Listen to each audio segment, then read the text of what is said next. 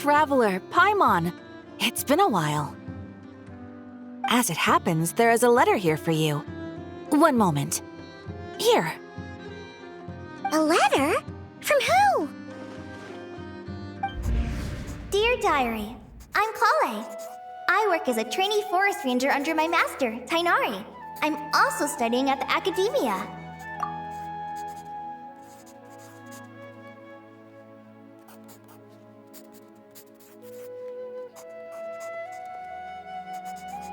I've been getting better and better at reading lately.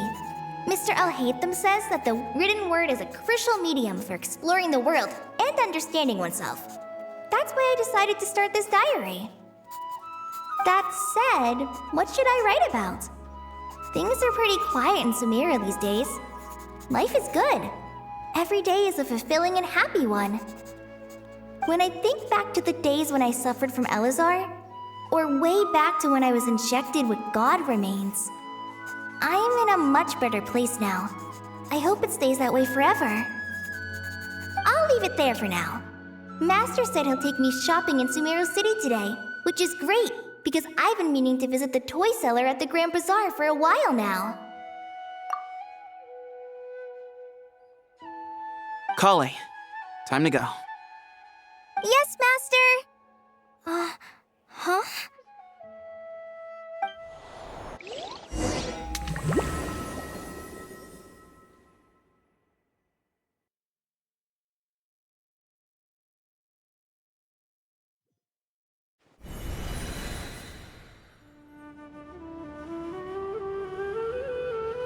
What's wrong, Collei? Is there something on my face? No, sorry. I didn't mean to stare. Did Master Tighnari send you to pick me up? Master Tighnari? What are you talking about? Tighnari is the General Mahamatra. He's probably busy arresting criminals in Sumeru City. I mean, if that's what floats your boat, I can introduce you, but... Wait, Master Tighnari is the General Mahamatra? But what about Mr. Cyno? Sorry? Oh, you mean that guy who just joined the Vahumana Darshan? Rumor has it he's the leader of the Temple of Silence.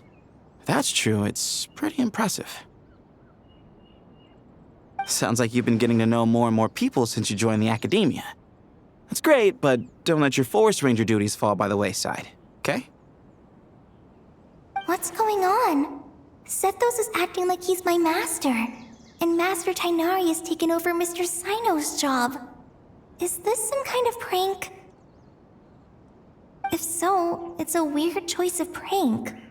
But anyway, Sethos doesn't look like he's joking. What is this all about? Hey, you're zoning out again. I'm gonna buy some tools for the rangers. Why don't you stretch your legs a bit? It's been a while since you last visited the city, right? Wait! He's right. It has been a while since I last visited Sumeru City. Was it always like this? I mean, it feels familiar, yet somehow... something seems different. Is this really Sumeru City?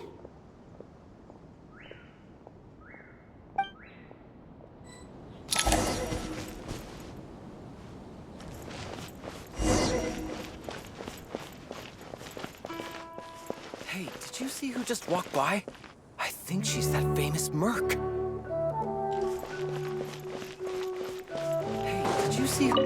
Hey, did you see who just walked by? I think she's that famous merc. Yeah, it's gotta be her. That red hair gives her away. The Flame Mane. They say she can take down a dozen tough guys with just one hand.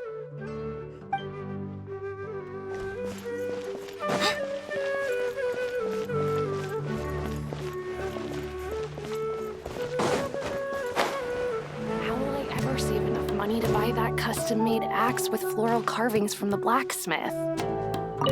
How will I ever save enough money to buy that custom-made axe with floral carvings from the blacksmith? To use as a weapon, of course. As Hussein's secretary, I must ensure his safety.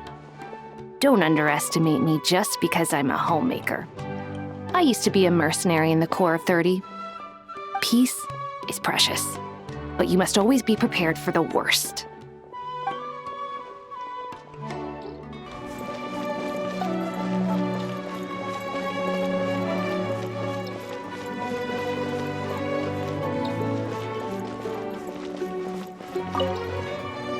When I grow up, I'm gonna join the Eremites and protect Sumeru City.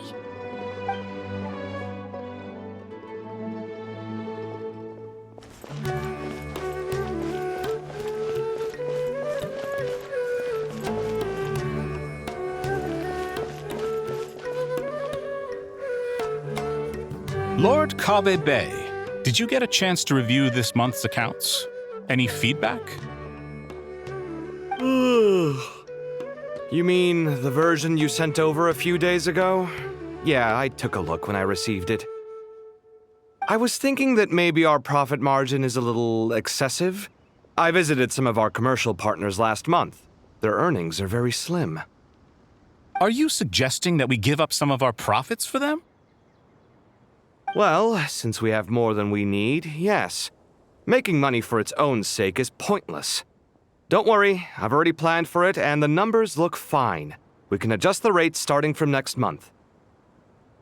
Also, about that designer you hired, I've had to revise his proposal 3 times now, but he just doesn't seem to... Let's cut our losses. Pay him his fee and send him on his way.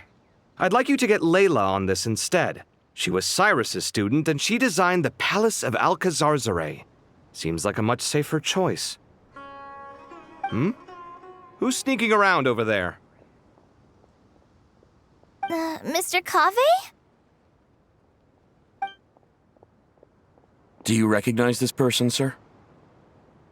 Yes, it's all right. We've met. This is Collei, Sethos' trainee. He brought her along the last time I went for drinks with him. What brings you to the city, Collei?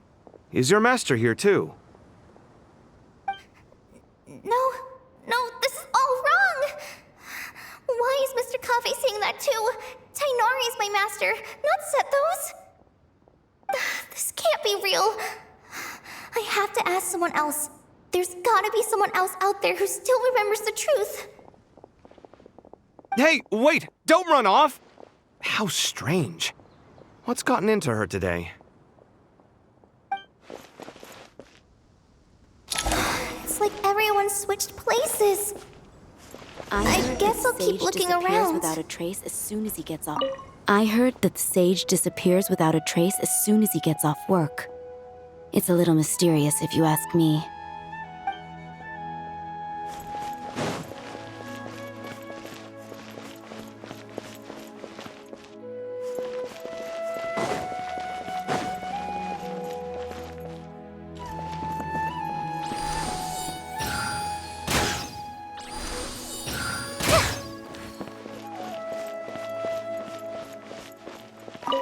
The Grand Sage always used to disappear the moment he got off work, but recently, for whatever reason, he's been seen sifting through records in the House of Dehya late into the night.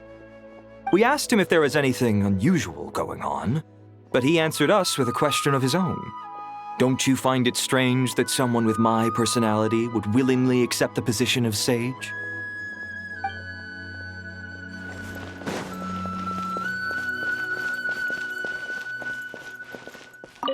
Hey, bud, can I ask you a favor? Is that alright if I borrow your thesis? Don't worry, I'm not gonna copy your work. I just need it as a reference. I guess that's okay. But if our theses end up sounding too similar, it's gonna be easy for them to spot. Yeah, trust me, plagiarism's the last thing on my mind. The only reason I ask is it's been really hard to get my hands on any reference material lately. Why don't you go ask the Grand Conservator? Candace should be able to find you what you need.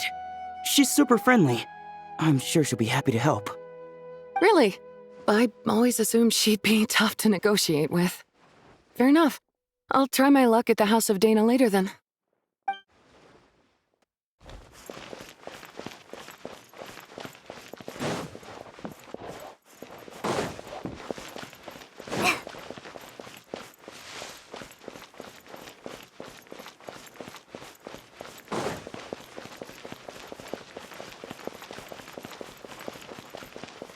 Would you like a cup of coffee? Would you like a cup of coffee? The store's been pretty busy lately. Lots of customers have been feeding Ashru, who watches over the shop, and now Ashru's put on quite a lot of weight. Maybe I should put up a sign saying, please don't feed the cat.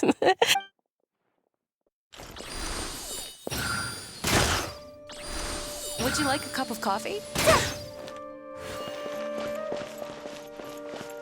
Would you like... Students are under so much pressure these days. Students are under so much pressure these days. Sometimes I just want to write their papers for them. Peculiar papers come to me for review every day. I really wish they were able to relax once in a while and not be constantly plagued by academic conundrums. It doesn't do a person any good to spend too long down the rabbit hole.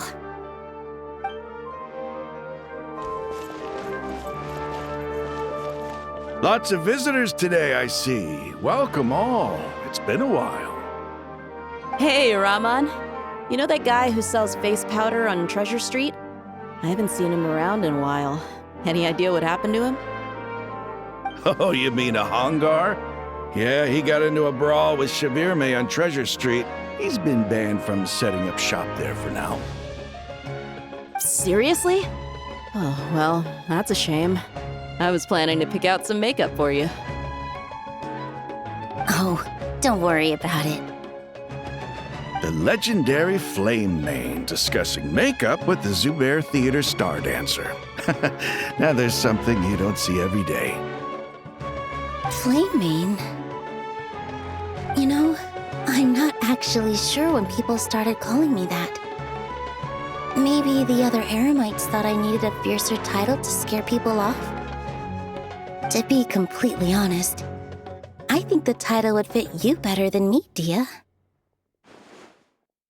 You think? Can't say I've never imagined myself as a merc. If I ever give up the dancing, maybe I'll head to the desert and give the Eremite life a try.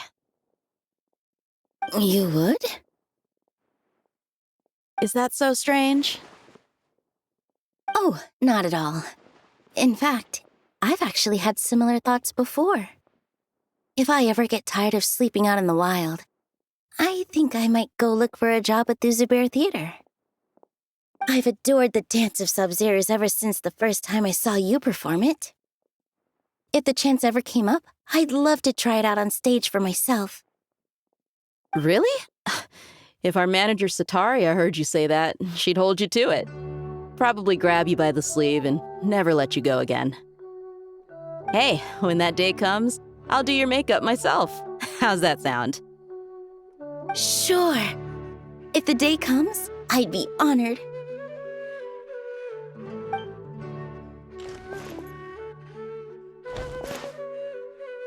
Everyone I know, everything I've ever known.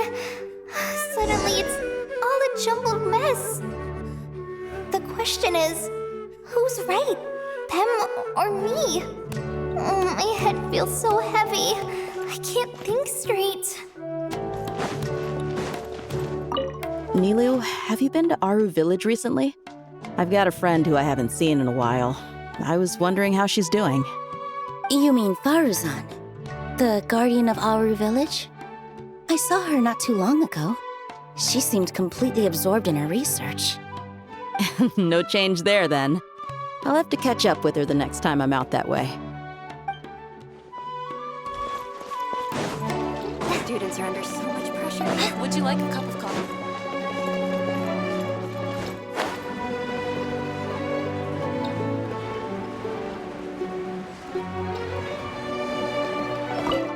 Remember a while back when I was working on a renovation plan for the House of Dehya? Well, I submitted a report to the Grand Sage and he rejected it. It's infuriating! How does someone with no sense of aesthetics whatsoever even become the Grand Sage? Please, calm down, Lord Kaveh. Maybe it's for the best that the proposal wasn't approved. Weren't you planning on paying for the renovations out of your own pocket? The Grand Sage just saved you a huge sum of mora. You're right. It's his loss if he doesn't want to work with me. Let him live out the rest of his days in an artless void for all I care. Anyway, enough about that killjoy. There's supposed to be a show at the Zubair Theater today. Are you guys free later? Tickets are on me if you want to join.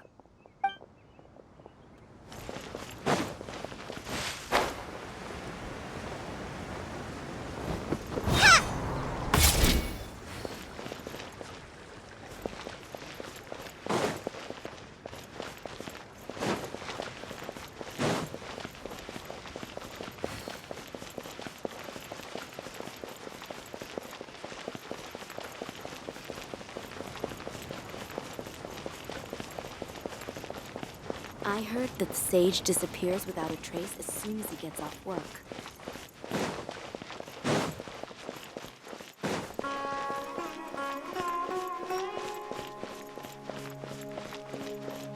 Would you like... Students are under so much pressure.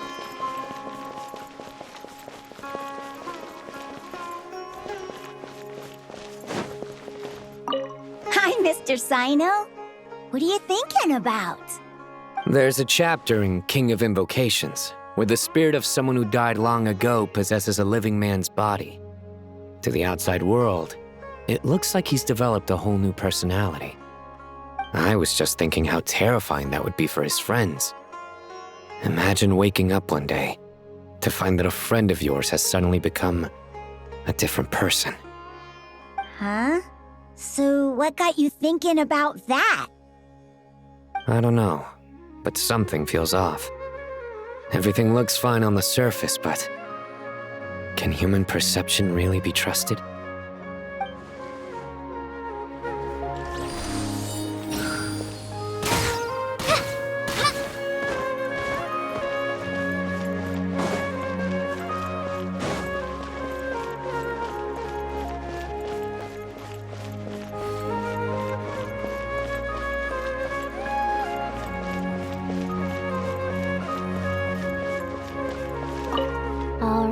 Not a single Mora short.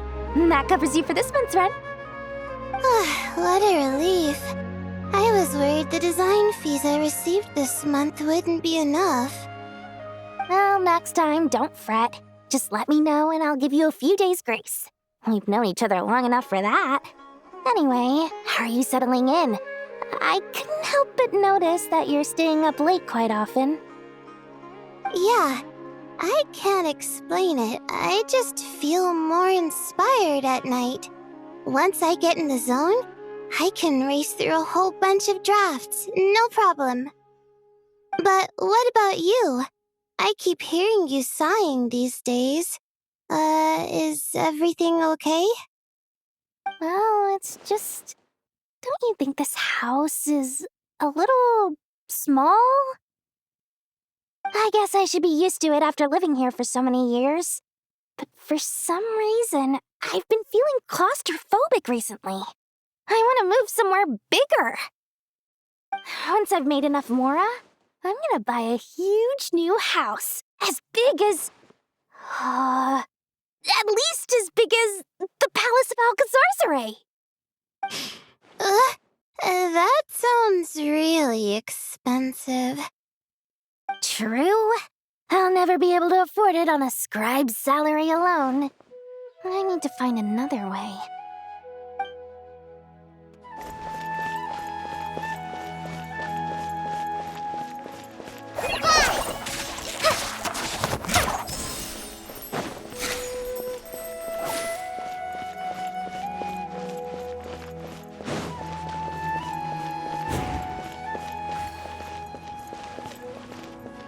Mahamatra Tighnari! We've apprehended the suspect! They say that the fool is prone to blind faith, but the wise man is not immune to it either. Sorush, do you have anything to say in your defense? Tighnari, you were the one who turned the sages against me. Just a few words of caution from you was all it took to destroy my research. And now you're trying to stop me again? You should know that mechanical life is the future! We must cast aside our useless flesh and— That's enough. I'm not in the mood to listen to your lunacy. Anyone could tell you how amateur your work is. Karina, Ilias, put him somewhere safely out of the way. Yes, sir. Next on the agenda is... Master?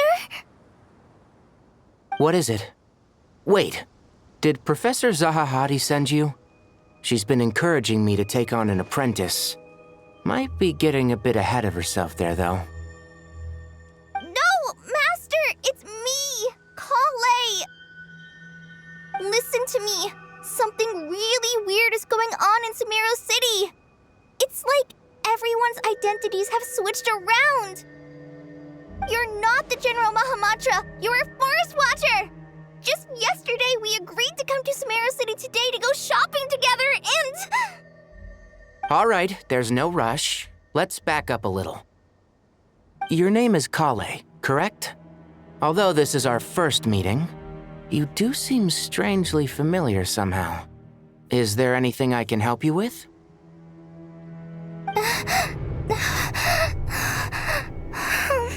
No. Master!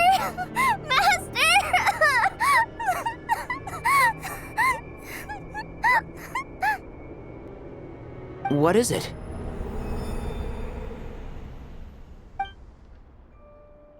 Huh? Did you have another nightmare? I've told you before, when you're tired, lay down on your back in bed and get some proper sleep. It's much better for you than napping on your front. Poor posture obstructs your breathing, which can lead to all sorts of weird dreams. Now, we're supposed to go shopping in Sumeru City today, remember? Cheer up. I'll take you to Hushang's.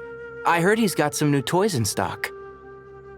Go wash your face, take some deep breaths, and when you're ready, we'll head out. Okay. Thanks, Master Tighnari. So it was just a dream.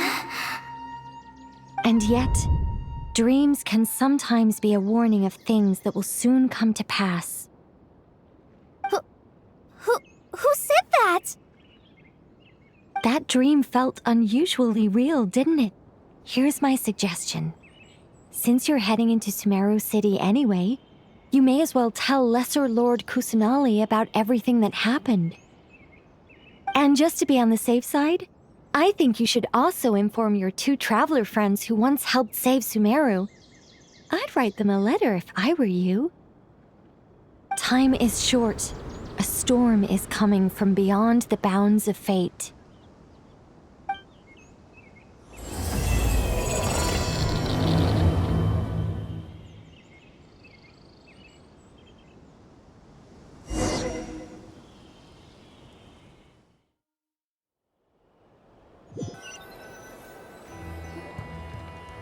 What a strange situation. No wonder Collei was in such a rush to write us a letter. Imagine waking up one day to find that everything around you has changed. You might not even recognize Paimon anymore. Oh, that's a scary thought. Let's get to Sumeru and find out what the heck is going on.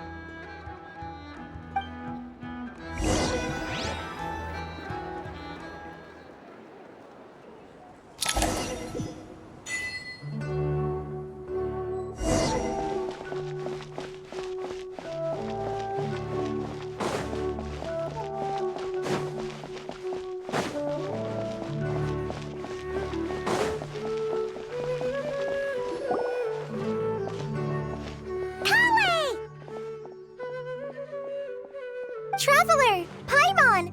Thank goodness. I'm so glad you made it. Of course. We won't let anything happen to you, Collei. So, what's going on in Sumeru City? Looks like lots of people are moving or something. Yeah, I was just gonna say. After I wrote my letter, Master and I went to Sumeru City and told the Dendro Archon everything that I experienced, from start to finish. She was silent at first. It seemed like she was deep in thought. Then the next day, we got told that she was ordering everyone to leave Sumeru City immediately and move to Caravan Rebot. The entire population of the city has to Not just Sumeru City. The evacuation also includes Lokapala Jungle, Avidia Forest, Ashavan Realm, and Ardravi Valley. Basically, everyone living in the rainforest must temporarily relocate to Caravan Ribat. Holy smokes! It's crazy! Yes, it's quite an operation. Even if people only bring the bare essentials, the scale is simply enormous. They've requisitioned almost all the Sumpter Beasts in Sumeru for the task, including the entirety of Dori's Sumpter Beast Park.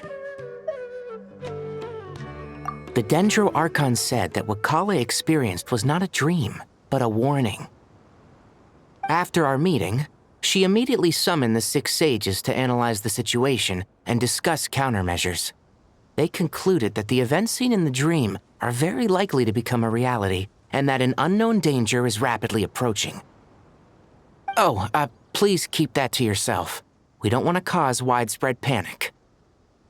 The official reason they've given is a large-scale renovation of the rainforest ecosystem. People are skeptical, but there haven't been any major incidents.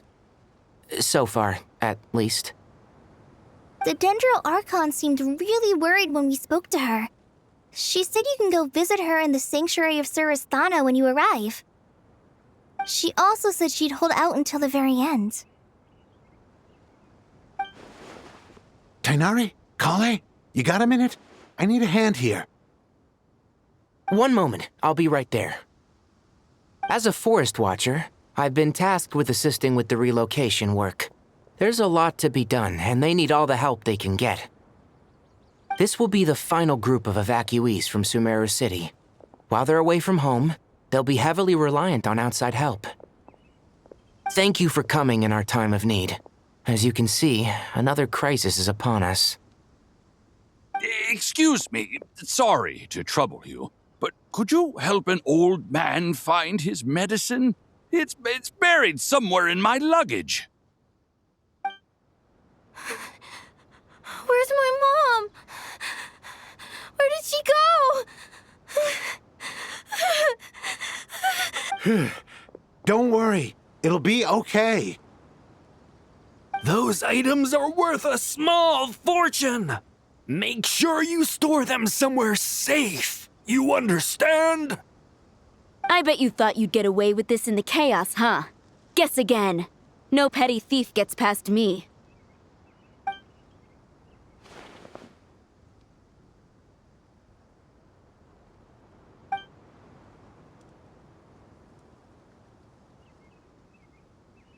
We should go help the evacuees. See you around. I'm so glad that you believed me and came all this way to help. It means a lot. Please stay safe. Don't worry. We may not know exactly what's going on yet, but as long as we stick together, we'll find a way through this. Goodbye! Look after yourselves! Will do. See ya!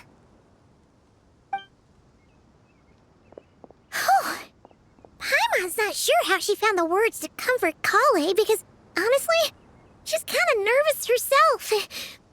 Let's head to the Sanctuary of Surasthana and see Nahida.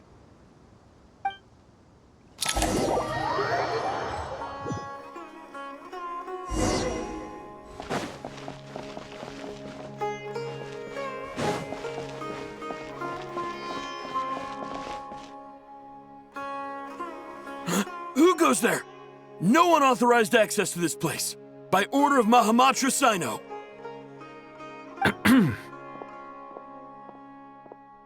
Are you blind? It's the Traveler and Paimon. Surely you've seen them before. Huh? Oh, so it is. I'm sorry, I haven't been sleeping well lately. My nerves are a little frayed. The Dendro Archon is in a very vulnerable state at the moment. Mahamatra Cyno is concerned that our enemies might choose this moment to strike, so he's ordered us to strengthen our defenses. Just seeing you two again already puts our minds at ease. Please, enter. I'm sure everyone's expecting you.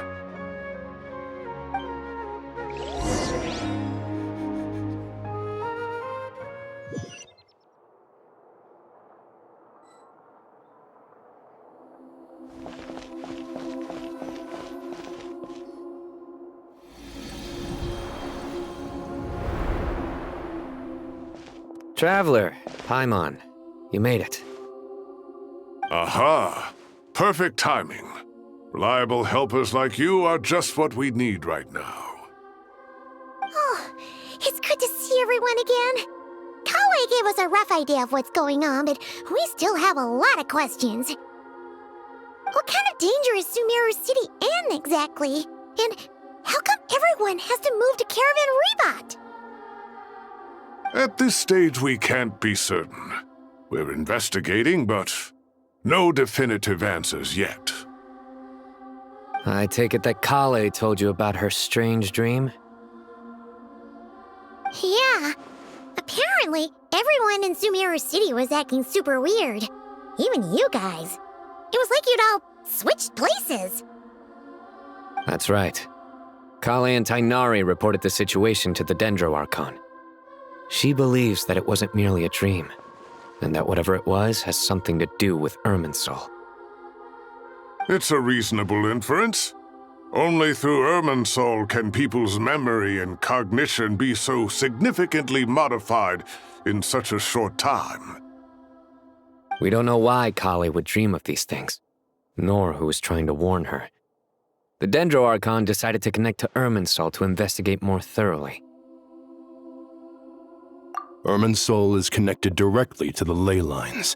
The tree serves as a central hub where the ley lines converge, and its core function is to record and store the world's knowledge and memories. But something has gone awry, severely compromising the performance of this core function.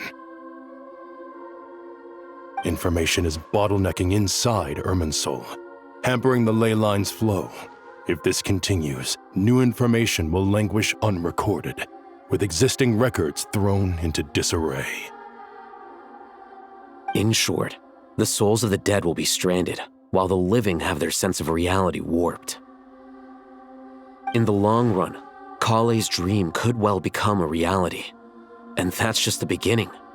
There's no telling what other nightmares could end up coming true.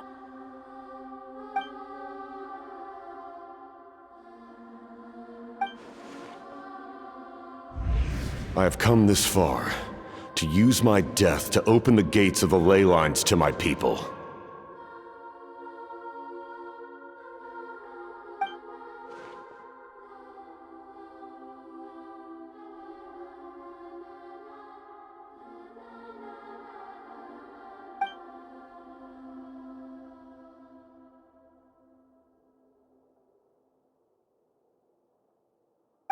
Faced with a growing backlog of information, the Dendro Archon decided to connect herself directly to Irminsul and take over the recording and processing function herself. But it is an almost impossible task. Individual brains aren't equipped to deal with the sheer volume of knowledge and memories involved. All that information flooding in at once would instantly fry any human mind. And for a god, even for a god, the suffering must be unimaginable. The Dendro Archon's power originates from Irminsul. Any issue with the tree itself takes a toll on her to begin with. On top of that, she's subjecting herself to the grueling task of processing all that data. It must be torture for her. And despite all of this, she is somehow finding the strength to investigate the Irminsul situation from within and send us her findings. I finished analyzing the latest data. Looks like our working theory was wrong. There's no signs of Irminsul having been attacked from the outside. So it's internal then? Some sort of disease, perhaps? No. I've spent half my life studying the ley lines.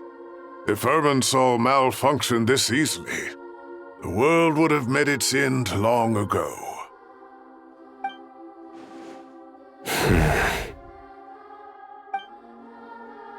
Cyno? What is it? Not long ago, I got a tip from the Core of 30 that a large number of unidentified merchant caravans had recently been spotted entering Sumeru through Beta Harbor. At first, I suspected that they might have something to do with all this, so I sent some people to investigate. But if Irminsul wasn't attacked from the outside... Don't you think there are more important things to worry about right now than guessing who's behind all this? It's been over 12 hours with no new intel. If even the Keeper of Irminsul is this badly affected, you can imagine how bad things are in there.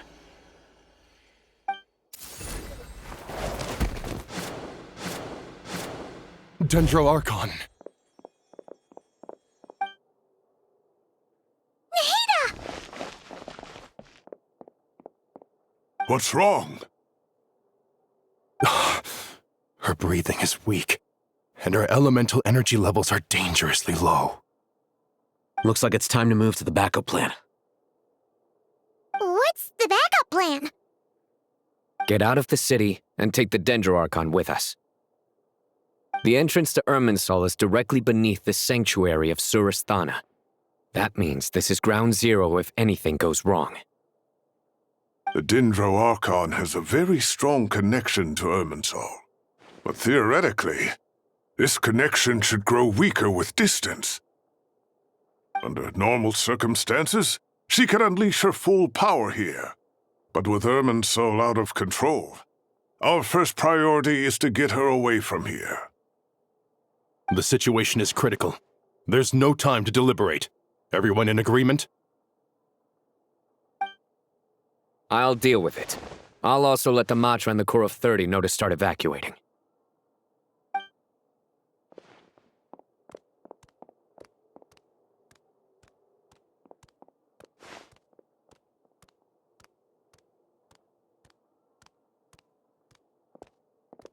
Let's go.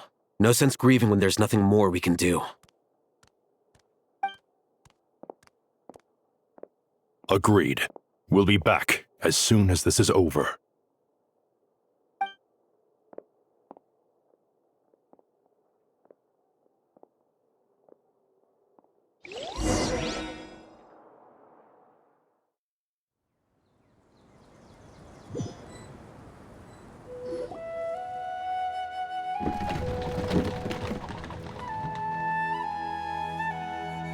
The last group of civilians has been safely evacuated. Dendro Archon's carriage will travel with them. Cyno and Hat Guy will protect the convoy. With the Dendro Archon in a coma, we've lost our means of investigating the situation. And with Irminsul still deteriorating, we have no choice but to evacuate Sumeru City. Feels as though we're being pushed along by an invisible hand. Stop moaning, Cyrus. We're the teachers here. We should be showing a little more confidence, don't you think? A wise judgment. Let's move out to Caravan Rebot.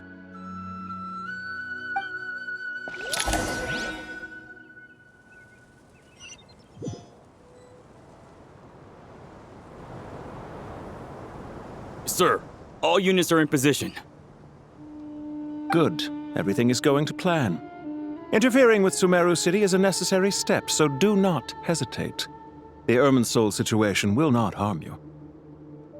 We need to speed things up here, too. We don't want to keep our client waiting, do we? No, sir. You have my word. Everything will be completed on schedule.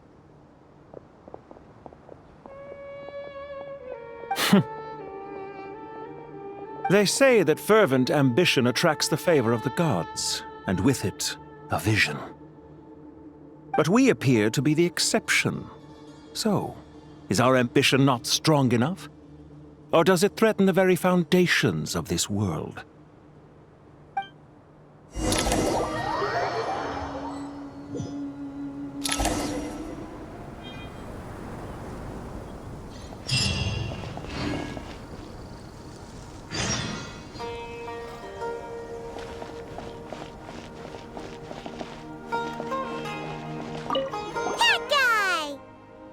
What?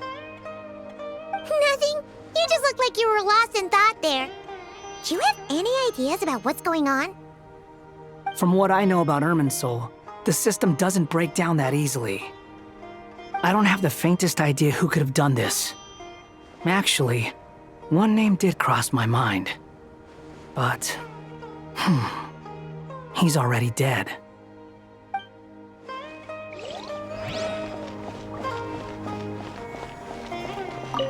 So, can I assume that this period of time away won't count as part of the rental period? Maybe we should deduct it from next month's payment. Sure. Great! Wait, why are you suddenly being so reasonable? What's the catch? I'm always reasonable with rental payments. Like the time I refused to let you use that wine you brought home as collateral. That was a perfectly fair request, and you know it! Everyone runs low on funds now and then, don't they? And that bottle of wine wasn't cheap. You ought to be thanking me. Anyway, Sumeru City should be empty by now, right? With no one at home, I've been worried about security. I'm worried about burglars. What would they steal? That new scroll you bought? Ah! I'd almost forgotten about that. Oh, I only went and hung it up in the most conspicuous spot in the house. If anyone breaks in, it'll be the first thing they see. Well, no one but you gave it a second look while it was on display in the shop. I doubt anyone would go out of their way to steal it. You say that, but what if there's a thief out there who shares my aesthetic tastes? Then you can only hope he shares your taste in expensive wine as well. Always worth having some collateral. You!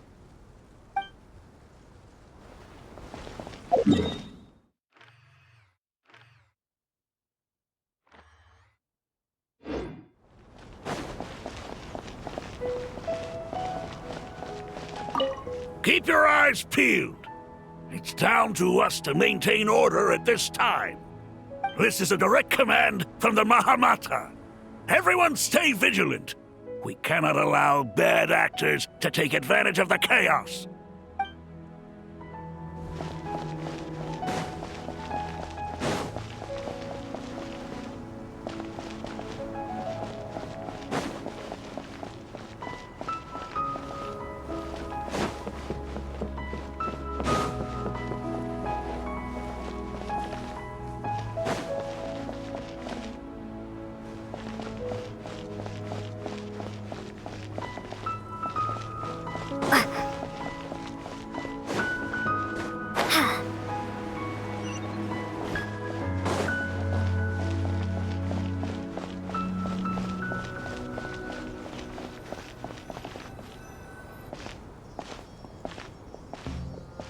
How is the Dendro Archon? Her breathing is steady. I prepared some therapeutic incense for her, but it hasn't had much effect. Her vitals are still very weak. Based on the information you've provided, I have a working hypothesis. Her condition is partly due to Irminsul's influence, and partly due to a physiological imbalance caused by the rapid depletion of her power. Elemental energy usually flows through the body at a relatively constant rate.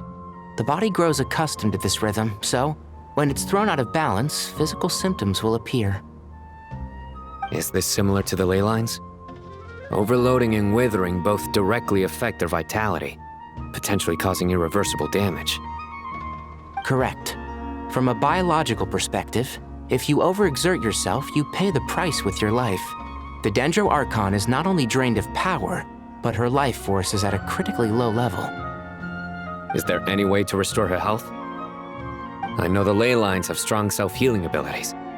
As long as any blockages or pollutions are dealt with, they can quickly regain their vitality. But what about people? Well, gods. What's their capacity for self-healing? Before we think about that, there's a bigger predicament to resolve. Restoring the Dendro Archon's power requires us to heal Irminsul first. But that will be extremely difficult without the Dendro Archon's power. Paimon's already getting lost here.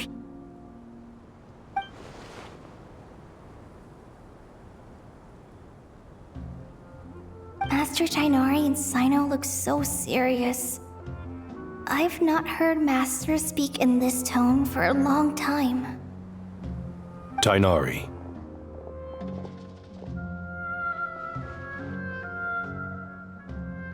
Master Nephis, sages. Tighnari, haven't seen you in ages. Have you gotten taller? Or did your ears get longer? Hopefully the former, Uncle Baladori. Cyno, where's Professor Cyrus? I thought he'd be with you. He went out into the wild to investigate the situation. He said that the Irminsul anomaly will likely start to affect the real world soon. He shouldn't be trotting around alone at his age. Which way did he go? I'll look for him later. Would someone mind introducing us? Ah yes, of course. Allow me to do the honors. I'm sure we're all familiar with the Traveler and Paimon. They're the heroes who helped foil Azar's conspiracy and save Sumeru.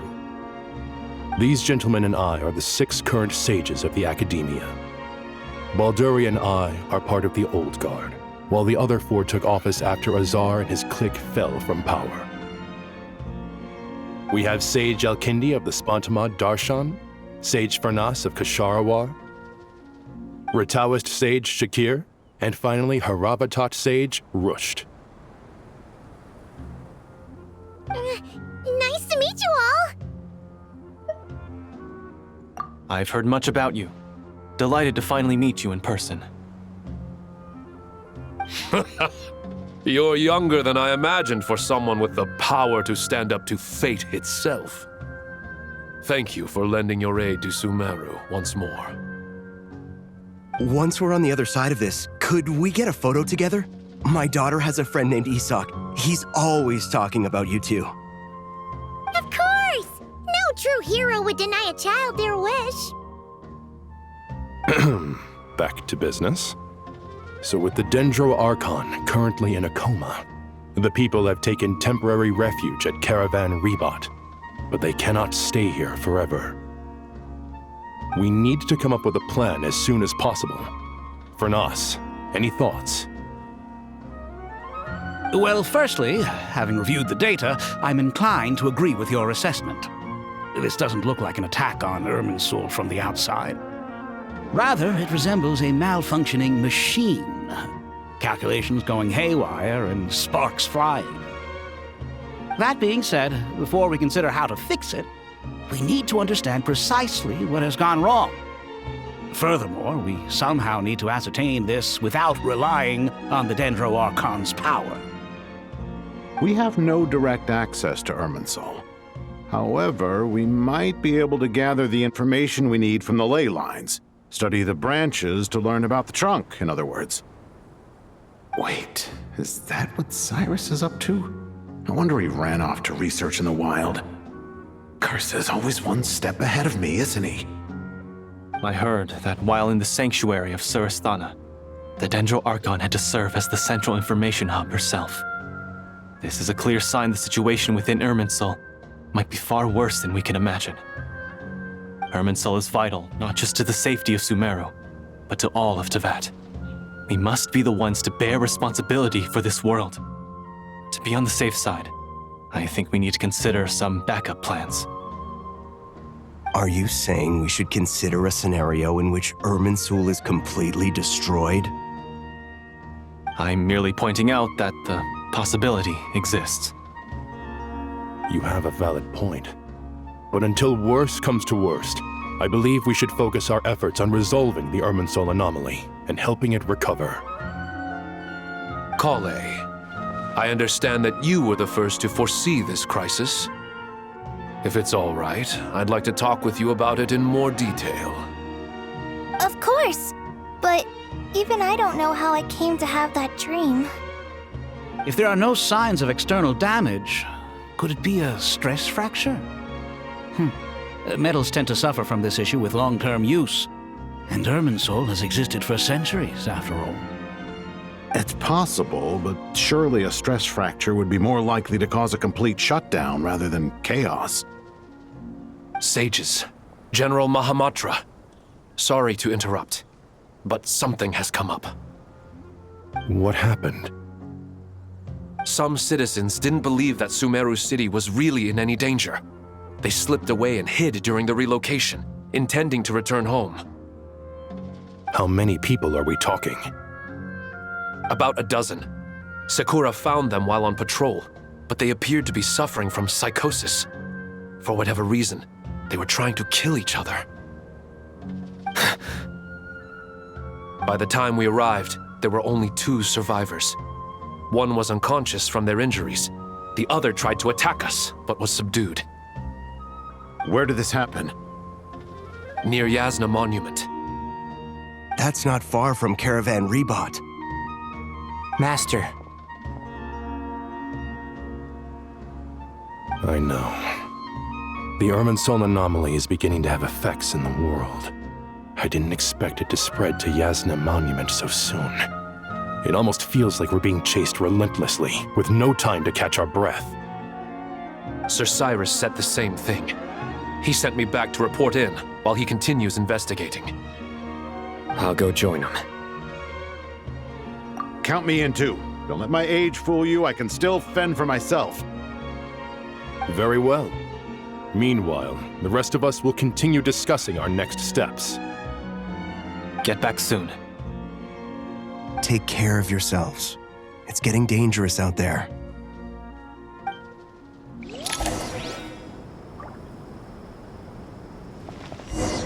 Don't be nervous, Collei. I just wanted to ask, have you ever had similar dreams to this one before? Similar how? Dreams so vivid, they seem real.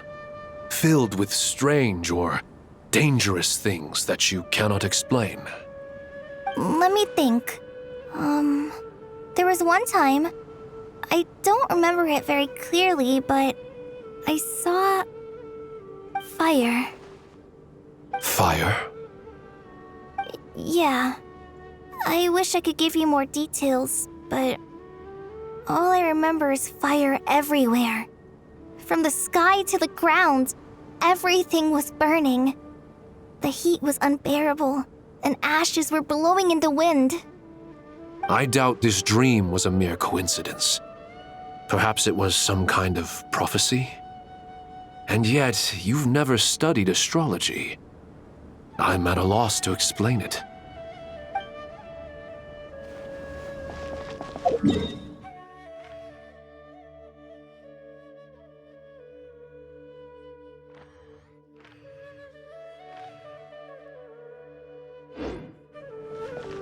I thought we'd be safer once we got to Caravan Rebot.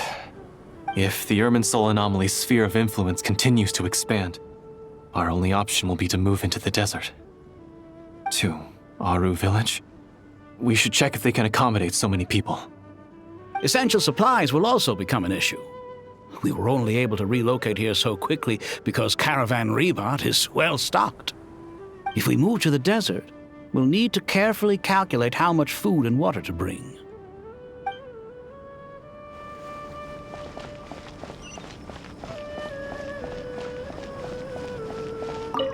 Thank you for everything, Tighnari. Don't worry about me. I'm fine. But if you don't mind me saying so, Master, you're looking a little nervous yourself. I only just got appointed as Grand Sage, and now this happens. It's quite overwhelming. Looking back now, I don't think I handled the situation with Azar very well at all. Yes, I protested, but I went about it the wrong way. Instead of helping, I just ended up getting locked away. Now that I'm the Grand Sage, I have to be responsible for everyone's lives, including the dozen or so who fled to Yasna Monument.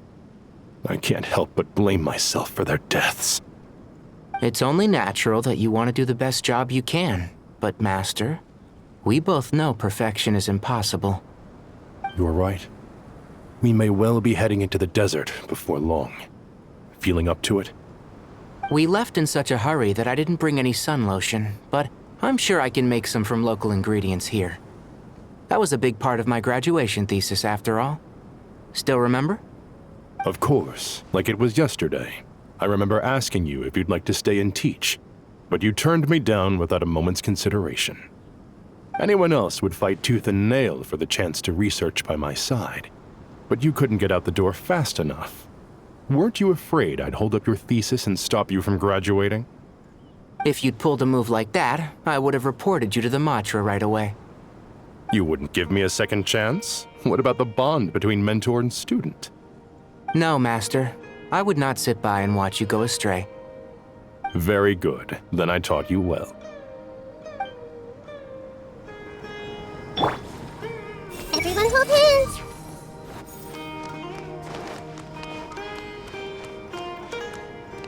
I see everything!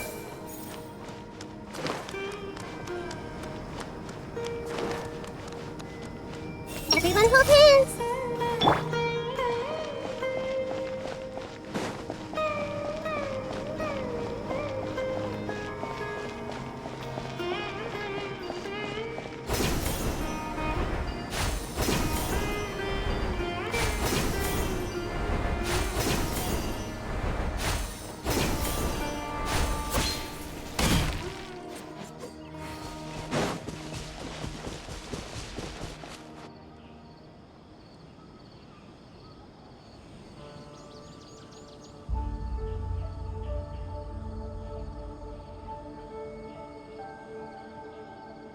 Please, don't go any further.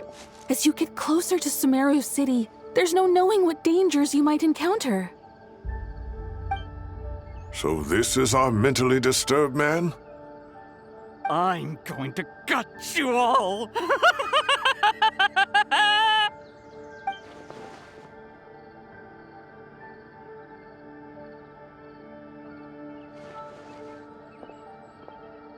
Cyrus, you didn't even bring a single guard? Do you think you're some sort of warrior? It's fine. Come here and look at this. Oh!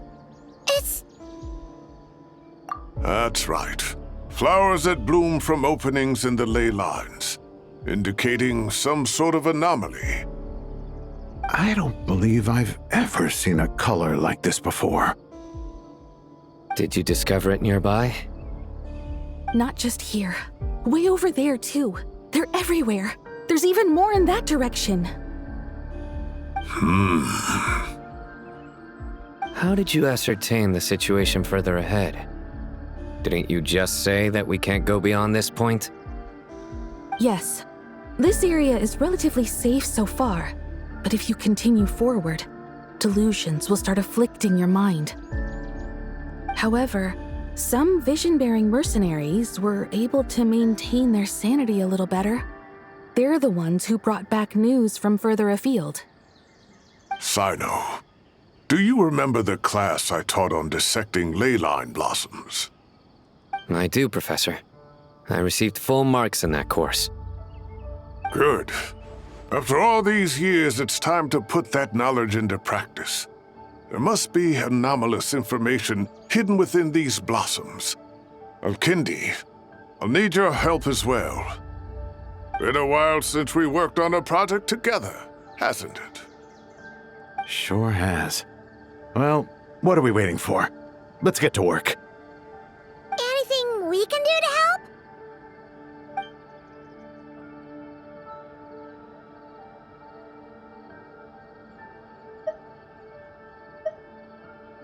Will you need my help? All right, well, don't go too far. There's too many unknowns at this stage. Let's regroup at Caravan Rebot later. Don't worry if you don't show up. I'll come and find you.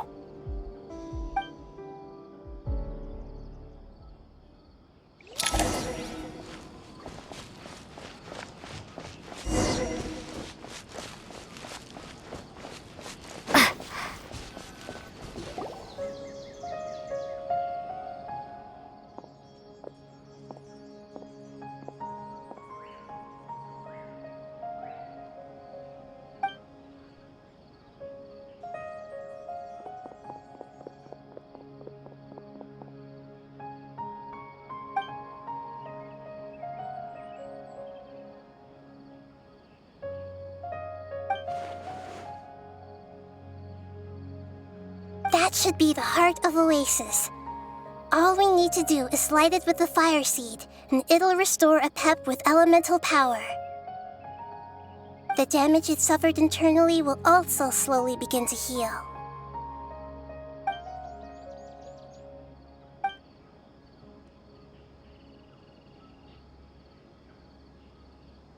What is it? You thought of something? Really? Then let's get back and tell the others!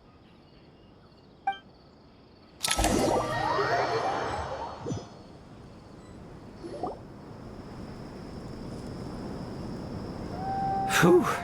Glad to see you've returned safe and sound. Any longer and we would have gone out looking for you.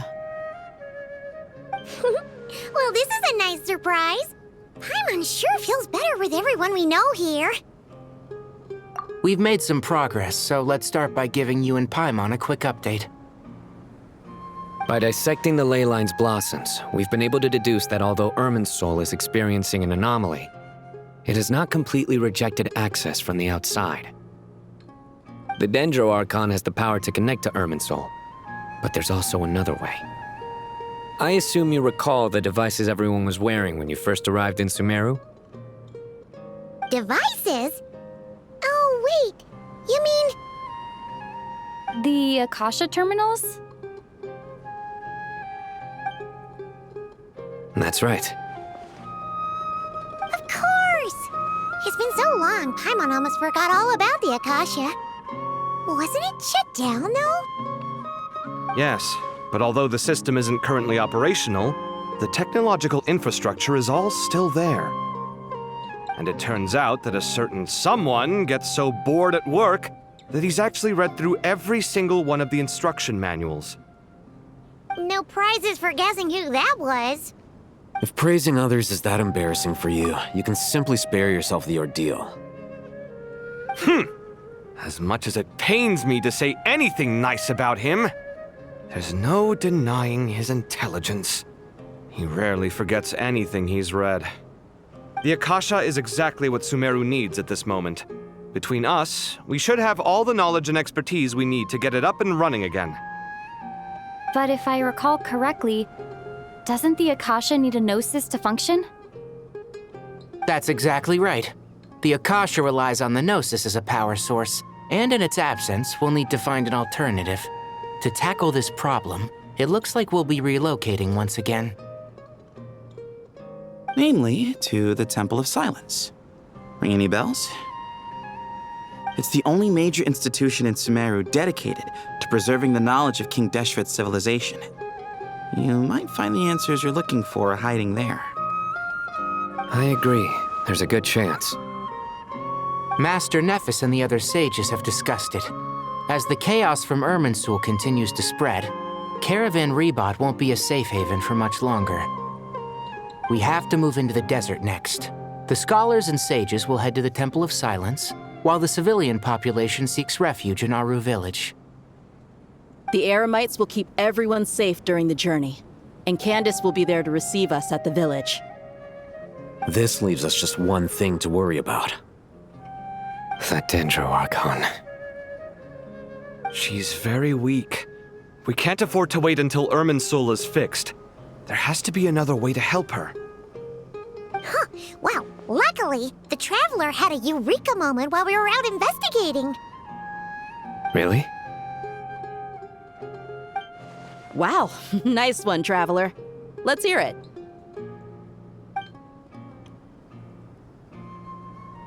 What say our Amorta experts? Theoretically, it's feasible. From what you're saying, although elemental life and elemental energy have their differences, the Dendro Archon has explicitly stated that she can imitate the power of the former. In which case, as long as Apep is willing, she should be able to convert her own power into a form that the Archon can use. It wouldn't be difficult for her at all. The only problem is convincing her to help. Yeah! Even though she wasn't exactly friendly the last time we met, she didn't refuse to talk with us. When she realizes the danger that Nahida is in, surely she won't turn a blind eye to it. Well, hopefully not. Either way, we're not exactly spoiled for choice here. Hey, it's better than having no options at all. I agree. Without Irminsul's aid, the legendary Dendro Dragon Apep may well be the only living thing in Sumeru who can help our Archon recover her power. There's no time to lose. I'll bring this proposal to Master right away. If he and the other sages agree, we'll split into 3 teams.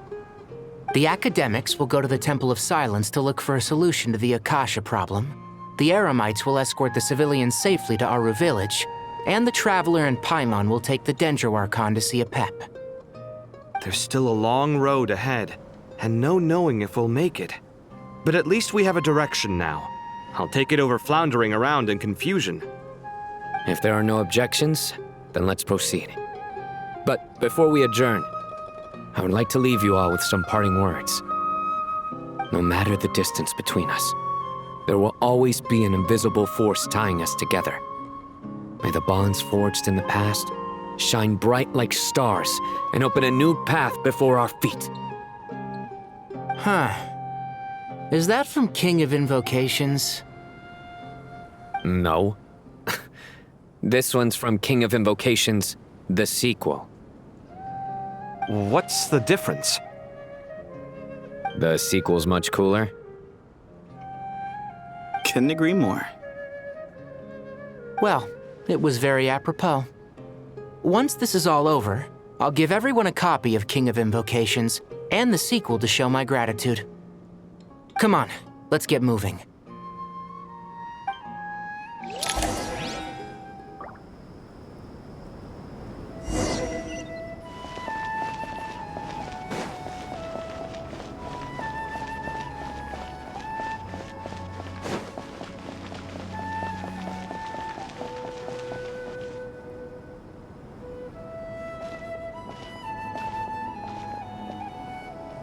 Tighnari has brought me up to speed.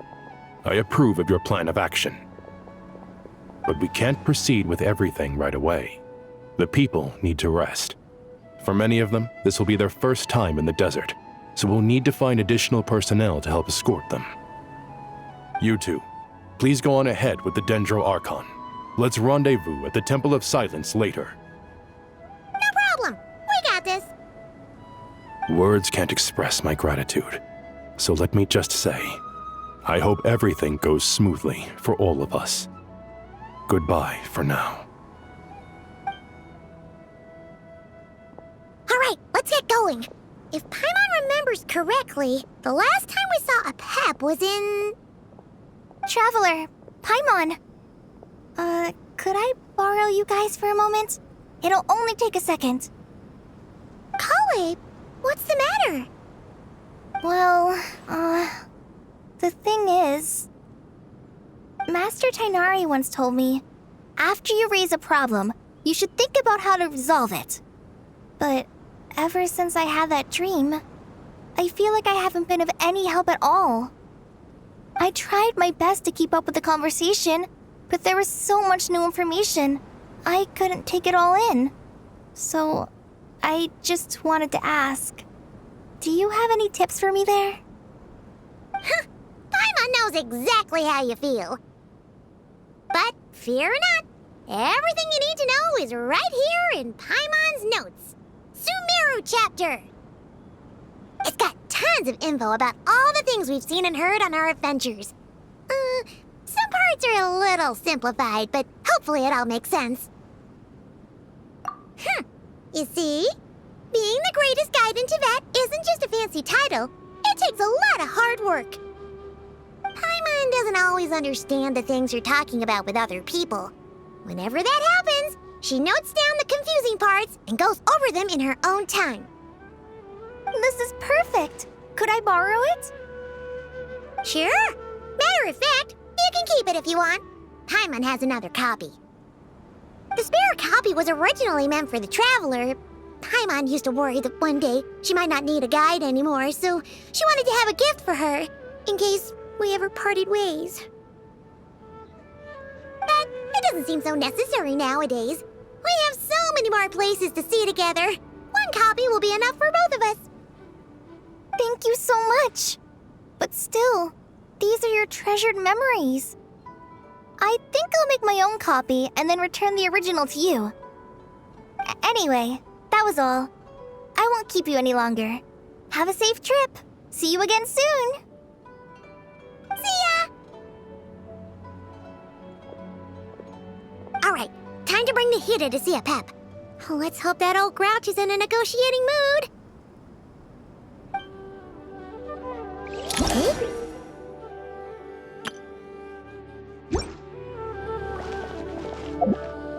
Actually, never mind. In a pap size, Nervalet's probably one of those dragons who's grown too close to humankind. They might end up fighting for all we know.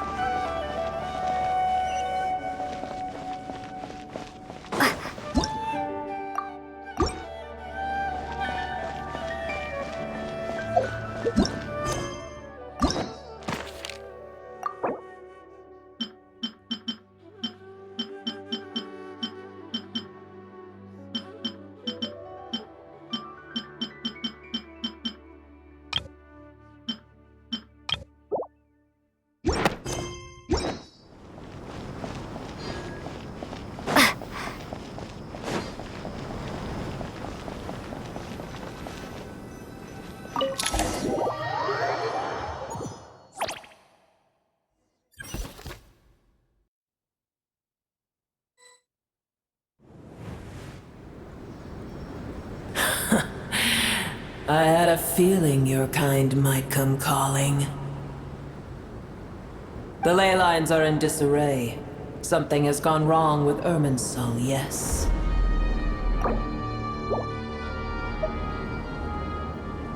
Even from a great distance away, I can sense that Sumeru is headed for destruction.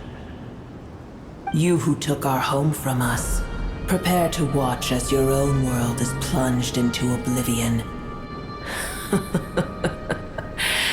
Oh, how the cycle of history comes to a poetic conclusion. This isn't a joke, Apep! Nahida's in grave danger! Can you please help her? Is she now? Then do explain. For what reason should I lend Booer my assistance? Apep, if you truly despise gods and humans so much, well, after the great humiliation of being helped by a god in the past, shouldn't you be jumping at this chance to balance the scales? Now that is a compelling reason. When El Ahmar plotted against me and I was tortured by forbidden knowledge, it was Booer who saved me from agony. And though I regard with shame the pity of my enemies, to receive aid without repaying it would likewise tarnish a dragon's dignity. Oh, tiny Booer, puny humans. Just this once I shall deign to show you the true power of dragonkind. Whoa! It's happening again! We're gonna get sucked in!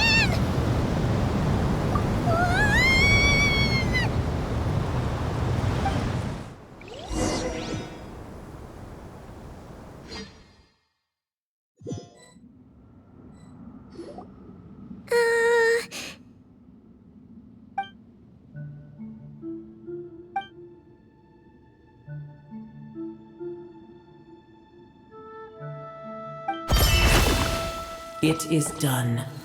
The heart of Oasis is supplying her with life force as we speak. It shall not be long before she recovers. But I should warn you, Booer's existence is closely intertwined with Irminsul.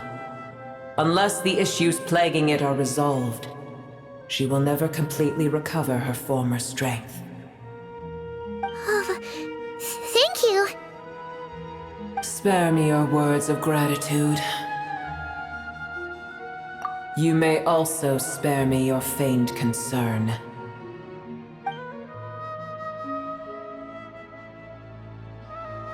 A dragon's sovereign's power is far greater than you can imagine. While I was indeed weakened when the heart of Oasis ran dry, providing tiny Booer with a morsel of my life force shall have little consequence for me. Oh,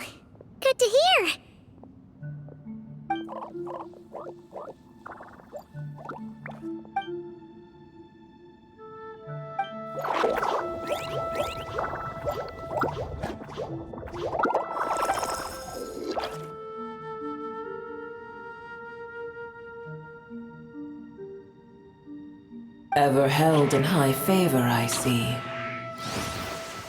Oh, well, you know. The compliment was sincere. Simply accept it.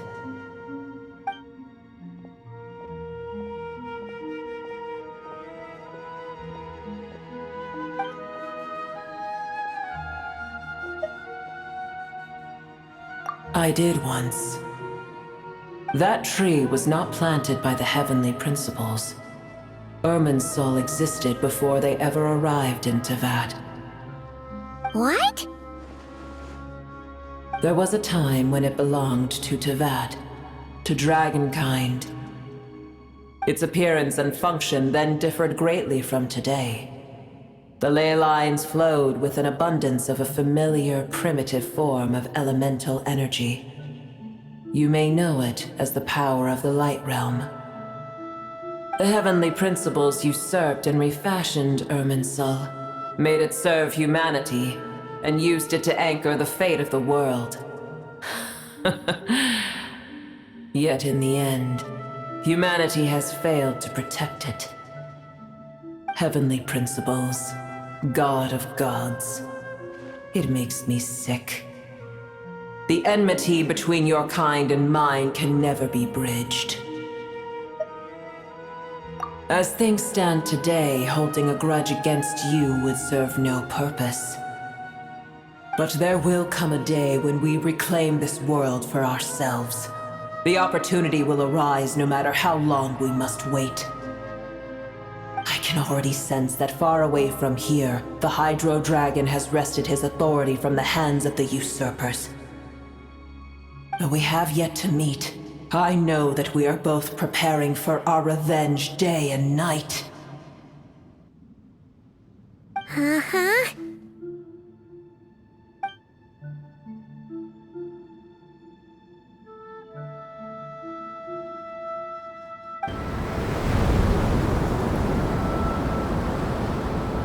I hear a great disturbance out there. Huh? What is it? Sandstorms come. The Jinn. I see. Another calamity approaches. You both seem restless. Let us part ways here. Booer is safe with me. Once she has recovered, I shall return her to your side.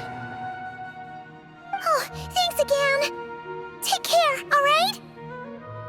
I told you already I have no need of your feigned concern.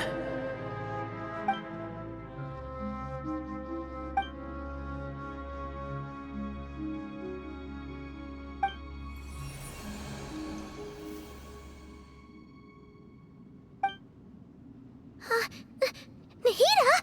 You're awake! Are you okay? Cease your interrogation. Yes, she awoke for a brief moment, but she has now lost consciousness again. Take it. We shall talk more at another time.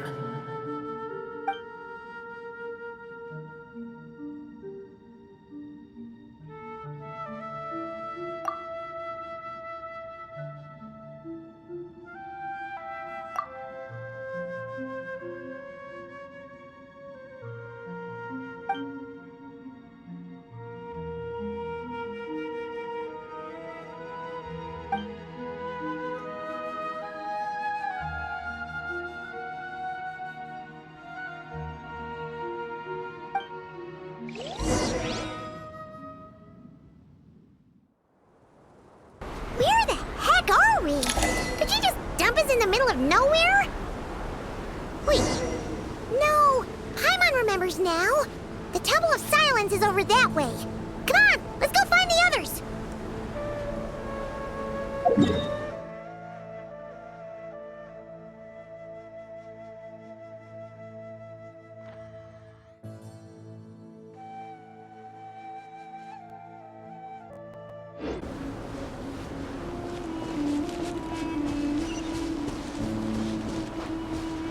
Hey!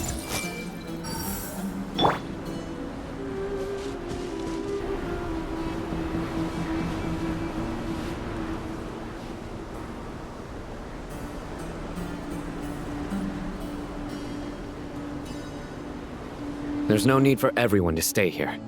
I'll protect the sages. The rest of you, return to Aru village. Yes, Mahamatra Cyno.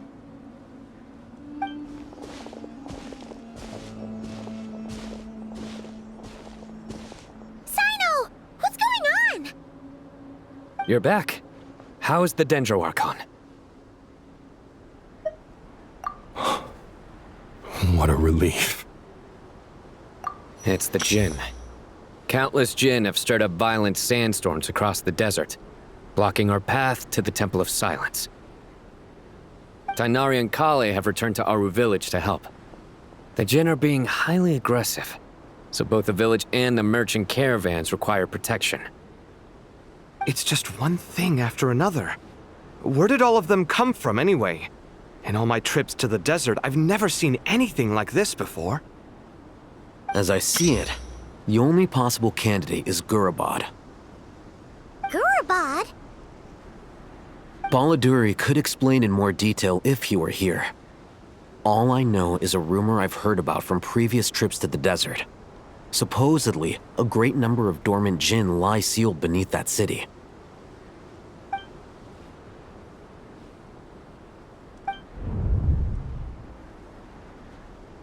Gurabad is, for me, a fated land. I must therefore return back to this city, where my destiny awaits me still. My master, I am sorry that I couldn't stay by your side for long, and that I could not have more time to get familiar with you. Liloupar.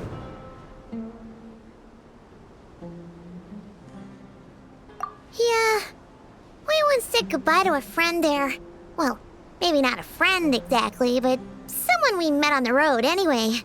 She was a strange bottle. If we can find a way to wake her up, maybe she can help solve the situation in Gurabad. Well, be careful. You may find there's more than just the Jinn to worry about. You mean, there are other dangers in Gurabad? It's a sensible assumption to make.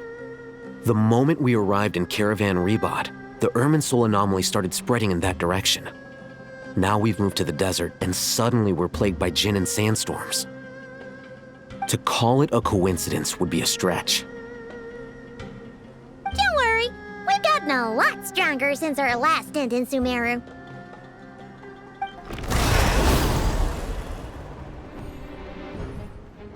Ah! When did they show up?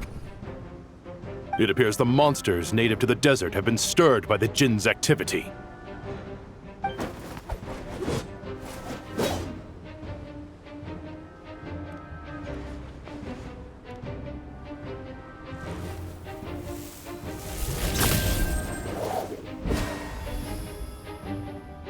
You should get going. We'll take care of things here.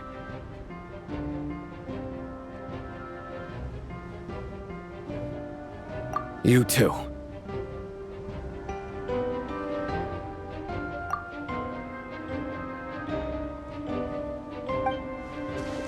Don't do anything too risky.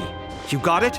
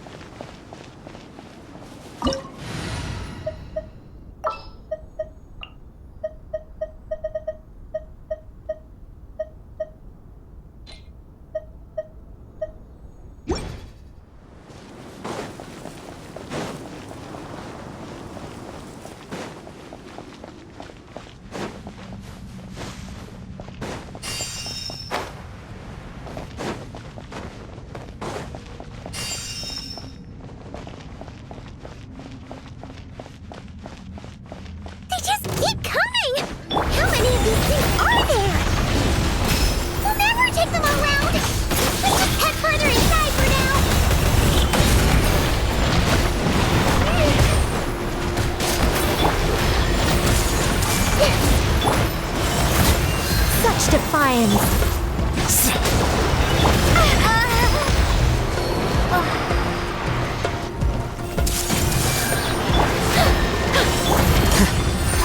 Well now.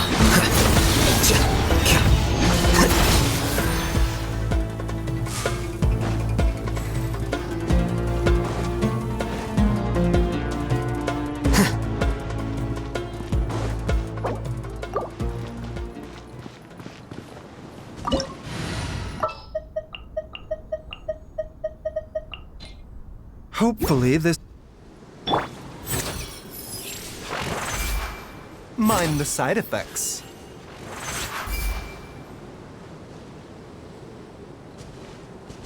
A bitter pill to swallow.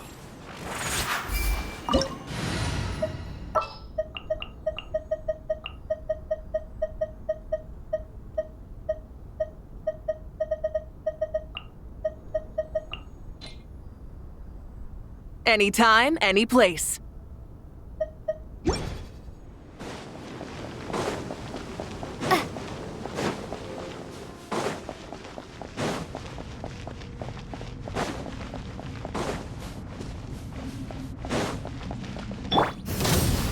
Show no mercy!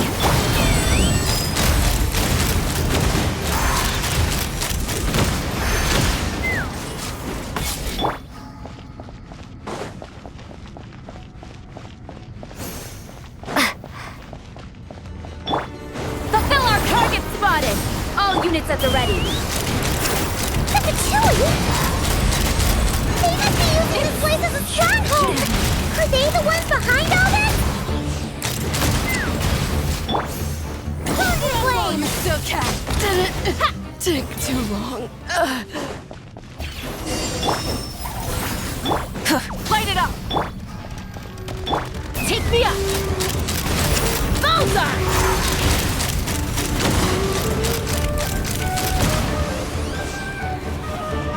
Open fire! Rise with the sun! Locked on! Bullseye!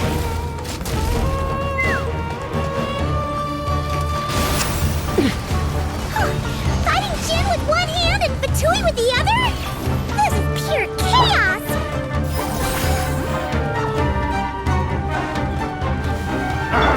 It's your shot! Bullseye! Open fire! Yeah!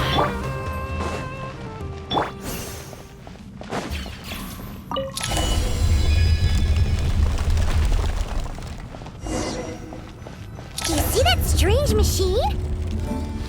Paimon has a sneaking suspicion that that's the thing wrecking Gurubad and setting all those dangerous Jin free! The target has reached the core zone. Requesting backup. Repeat, requesting backup. Backup en route! Stop her at all costs!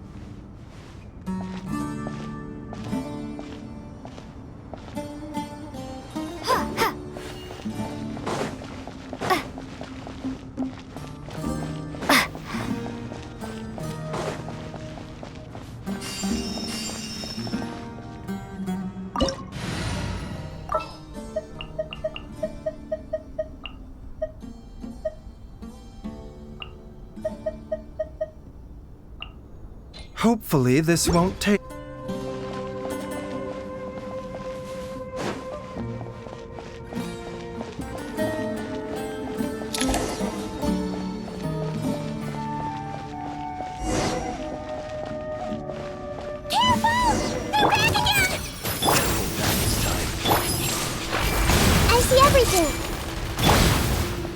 Blazing light!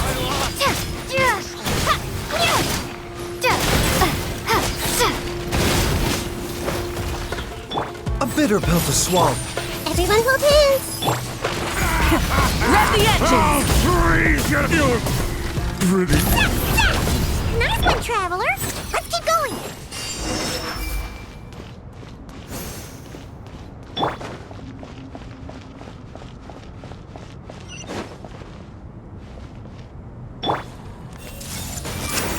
A bitter pill to swallow. it up! Pyroclastic surge!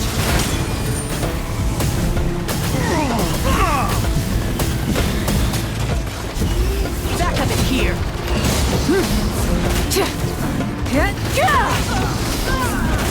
Full throttle! The doctor will see. I see everything.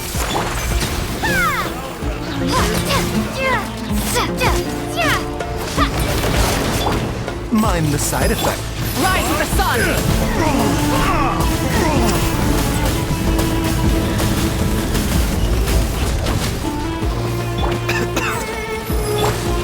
Everyone hold in. Hold in flame.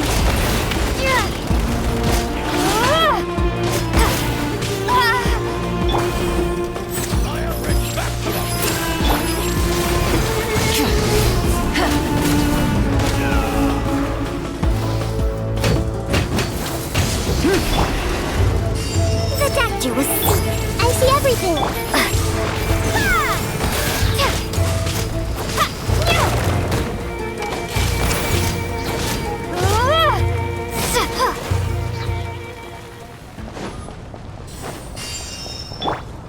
Mind the side.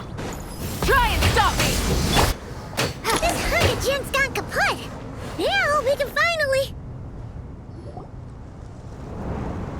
It seems my subordinates failed to stop you in your tracks. Apologies, sir. There is no need to apologize. You did well to hold your ground against such a powerful adversary for as long as you did. I must commend your courage and perseverance.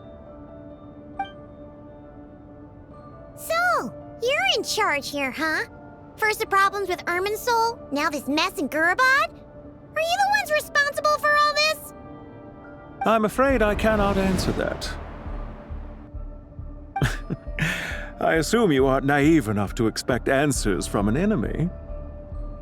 Oh, this guy is so snooty! However you want to spin it, you're clearly involved in this somehow. So you can either start talking, or we'll have to make you talk. Let's get him! Traveler, what's wrong?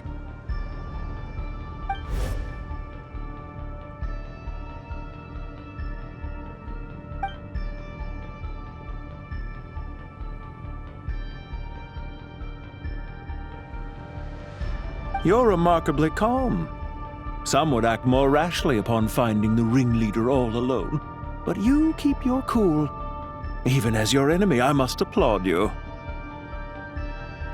Did you show yourself just to say that? Is this you trying to take back control of the conversation? Unfortunately, I really don't have anything to say to you. I am here merely to indulge my own curiosity. Your names are well known among the Fatui. Naturally, I wanted to observe you up close while I had the chance. Hey! Don't treat us like we're some kind of exotic animals in a zoo! Oh, I wouldn't dream of it. You seem rather predisposed to misunderstand me. I'm quite aware that you are both heroes of great renown. You have resolved crises in many nations and won countless allies along the way. I've been following your adventures with great admiration. My only regret is that the trajectory of your journey conflicts with our goals. What do you mean, admiration? Sorry, but that sounds pretty weird coming from you. I don't see why. We may happen to occupy opposing sides, but there is no cause for deep-seated enmity between us. To respect one's enemy is to respect oneself. Well, now that you're observing us up close, what do you see? I've observed as keenly as I can. Yet, while I endeavor to understand, your true strength remains a mystery to me. Violence is not my area of expertise either, so, you see, I would much rather converse with you like this than determine a victor with the edge of a blade. Besides, I've heard that even 3 moons in the sky fail to eclipse your brilliance. I know better than to bite off more than I can chew. 3 moons? So, you have a connection with the Harbinger, the Doctor. Well deduced. Our commander Dottore died in Nod-Krai, but there are things that do not end with his departure. We must... Look at me. I almost divulged more than I should have. What are you after? Revenge for Dottore? Or are you plotting something else?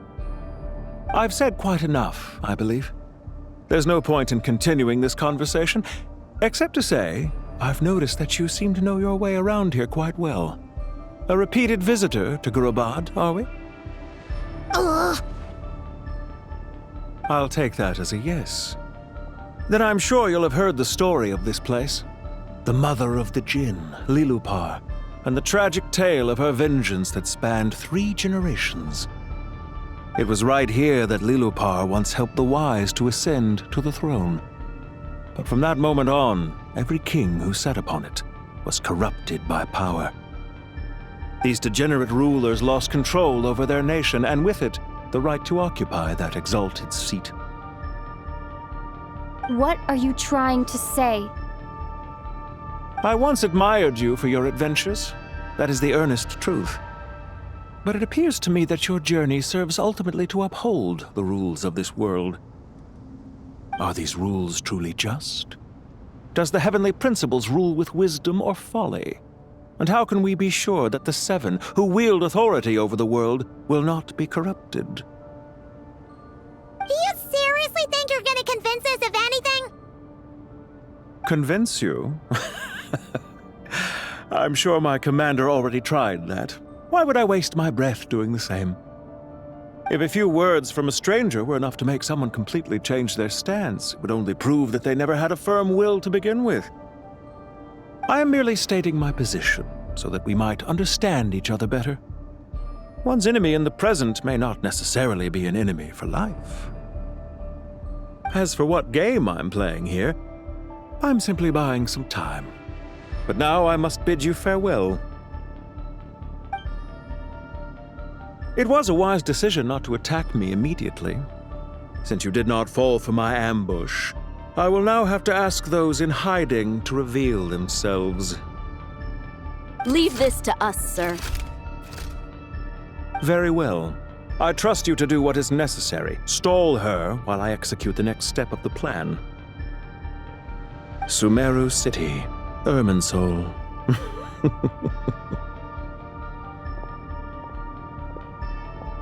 Hey! Stop right there! Don't you dare leave without explaining yourself! All units, stop them! Protect the commander! Did you hear that? He mentioned Sumeru City and Irminsul!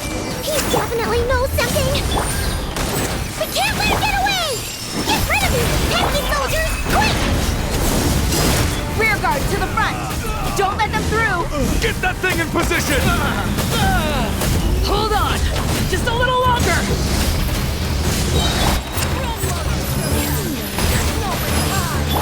I see everything! A new dawn rises! Take too long. Mind the side effects. Burn it down! Attack juice!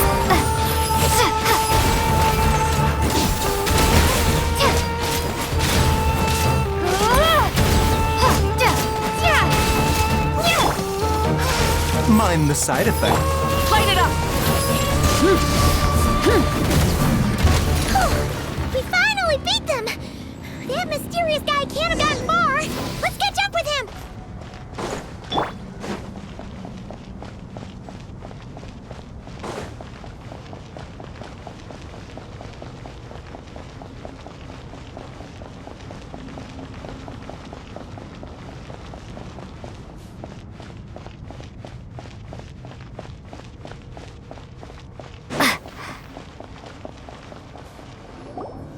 Found him! Over here! You're very persistent. Hey, you! Stop running and explain yourself! What are you trying to...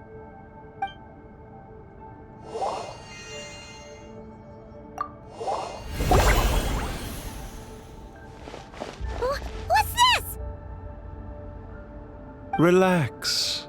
A small trap like this won't be enough to hold you. The sandstorms from Gurabad will die down soon enough, but this small window of time was all we needed to launch the next phase of our plan.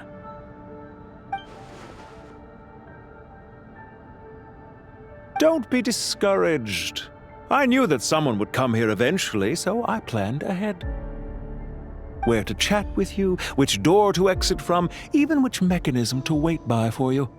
I thought through every detail. You, meanwhile, know nothing of who I am. So far, you've only heard my voice, and for all you know, it may not even be real. But not to worry. This is only our first meeting. It shan't be our last. Just answer me one last question. Why do you continue to follow Dottore? He has conducted countless cruel experiments, even on his subordinates. Follow isn't quite the right word. Let's just say even those you see as villains have their friends, even if they aren't the most sincere of friendships. When any set of rules is established, there will be those who benefit and those who lose out. People will do anything to justify what they have gained or escape from the hardship imposed upon them. Neither he nor I are tolerated by the rules of this world.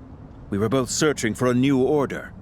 Our ideas of the final form that should take may have differed, but our journeys took a shared path.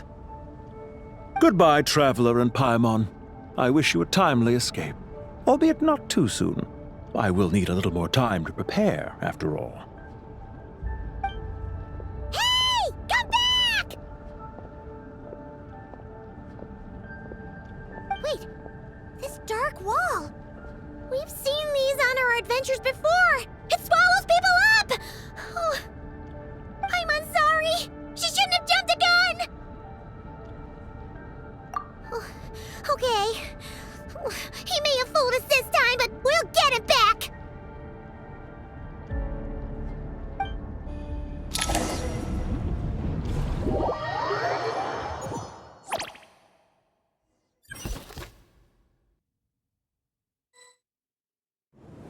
Cyno and his team are guarding the north. We'll take this side. There's so many Jinn. We can't let them get into Aru Village. Don't fret.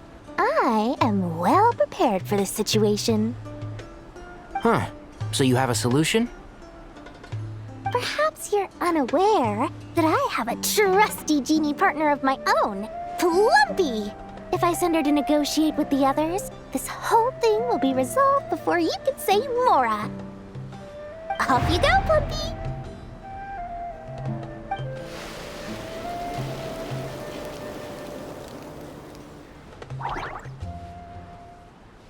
Come on, what's the holdup? 5,000 Mora. 20,000 Mora.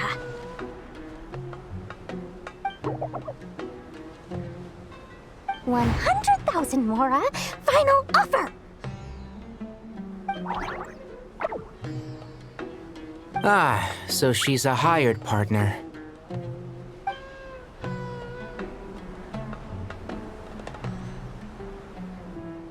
Hired partners are reliable too.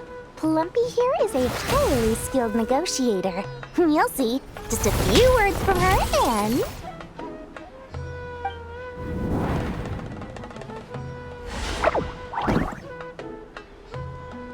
Plumpy! Don't you Jinn have any respect for the rules? This was supposed to be a negotiation! How dare you treat my messenger like this? You wanna play rough? Two can play at that game!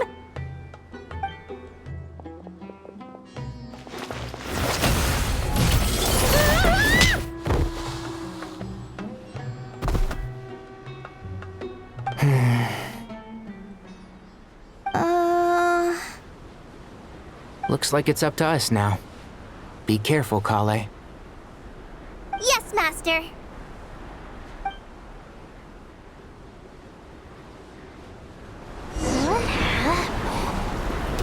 How did I pass out?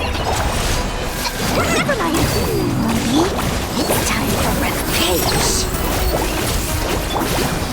You know, this reminds me of when you first arrived in Avidia Forest. You were trying to help a child retrieve a lost toy when you stumbled upon Spino Crocodile territory by mistake. Yeah, I remember. Our first time fighting side by side. Fighting side by side? I seem to recall swooping in to rescue you with a team of forest rangers. Please stop. That in the butt.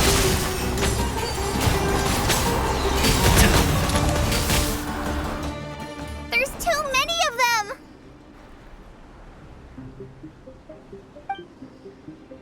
I can't believe I used 12 rare items in one battle!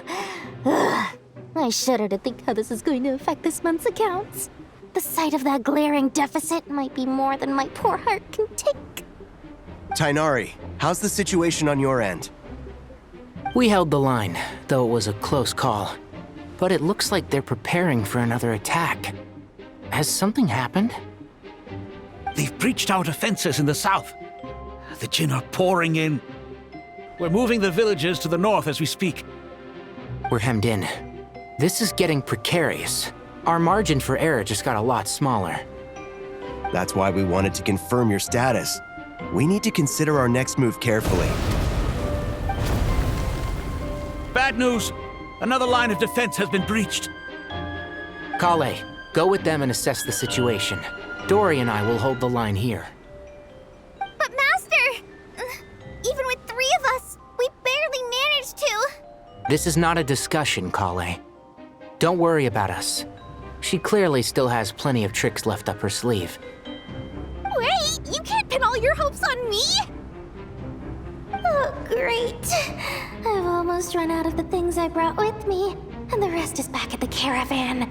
I should be able to hold out for a little longer, but still... Master! Need any help? Huh? What is it, Collei? If things continue like this, it won't be long before Aru village is overrun by Jinn, and the sandstorms are sure to follow in their wake. I do have a plan, but I can't guarantee it will work. I don't care, whoever you are. Please just help us. The only one who can help is you. I am merely here to guide you along the correct path. I am a spirit created at the beginning. I am a flickering illusion. I am the shimmering light that flows from the eyes of the Creator. What do you mean? It doesn't matter. You don't need to understand it. Just repeat after me, one line at a time. Watch out! Jinn incoming! I am a spirit created at the beginning. Here goes nothing! I am a spirit created at the beginning.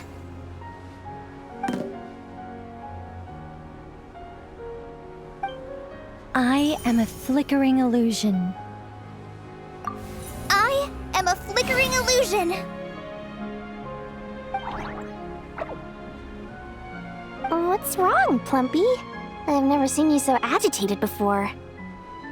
But how do you... Do you know what Collei is reciting? I am the shimmering light that flows from the eyes of the Creator.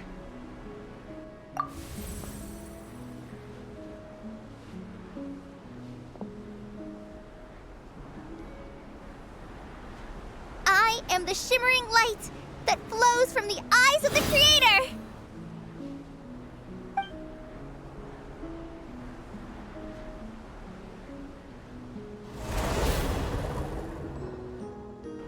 It's a song composed by the goddess of flowers, but very few records of it remain, even in historical texts. All we have is a few fragments. Is Collei an avid historian? Not to my knowledge. The Jinn have actually quieted down. Although, No, it's more than that. It looks like they're showing submission. Clearly the songs left by the Goddess of Flowers have a soothing effect on them. At the very least, they're much calmer now. Really? Let me try. I am a spirit created at the beginning.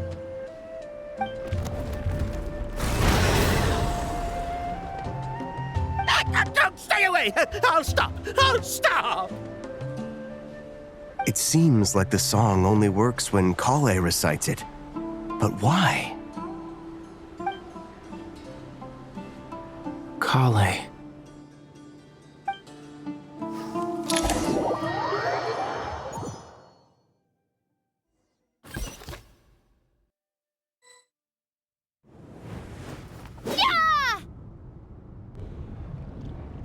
Any luck?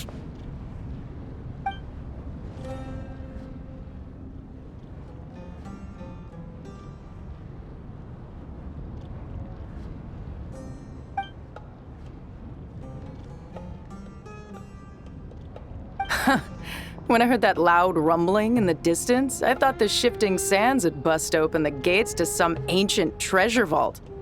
Turns out it was just you guys. Huh? Wait, that sounds like... It's been a long while. Did you miss me?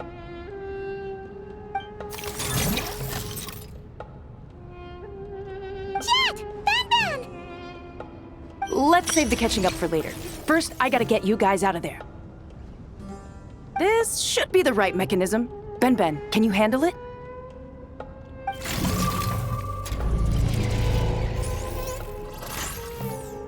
There we go.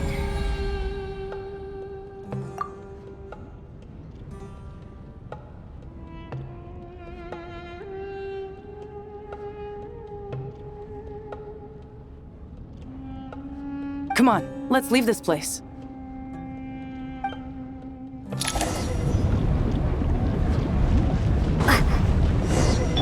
Try and stop me!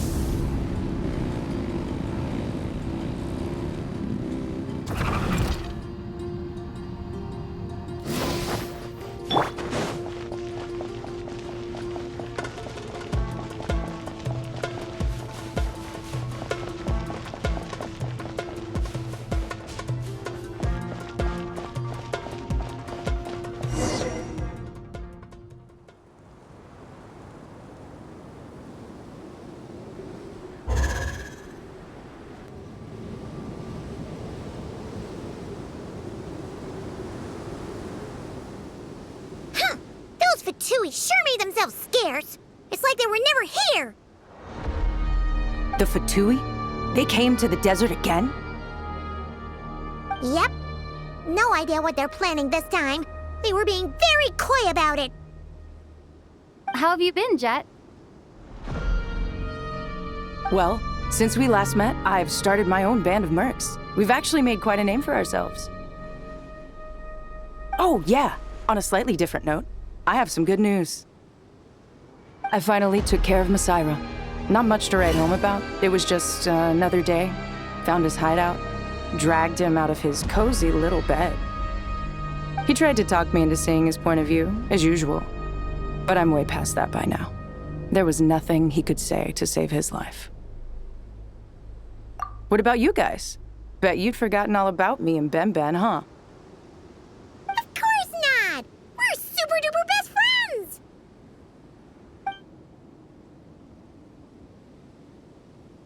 Wow. Sounds like I should make time to visit some other nations too. Anyway, what brings you to Gurabat? Oh, right. Paimon almost forgot. We're here to look for Liloupar. That bottle? Seriously? Yeah! We need her power to calm the Jinn and stop the sandstorms. Here's hoping we actually manage to find her, after all the trouble we've been through. Surely, with everything's been going on in Gurabat, she must have woken up, right? Only one way to find out.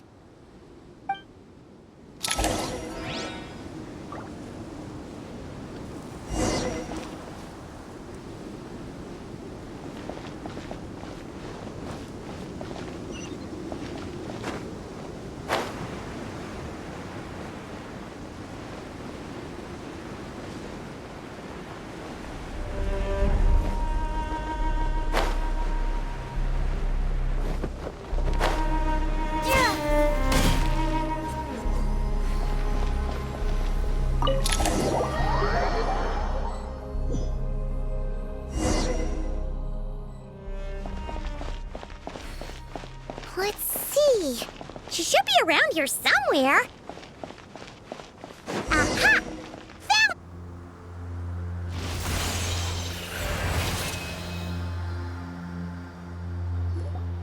Liloupar! What a long dream that was. It's been a while, my master. Oh, and you're here too, little wildcat. The four of us back together again. Imagine that. After we last parted ways, I merged with the land beneath Gurabad to suppress the dark calamity stirring in the depths.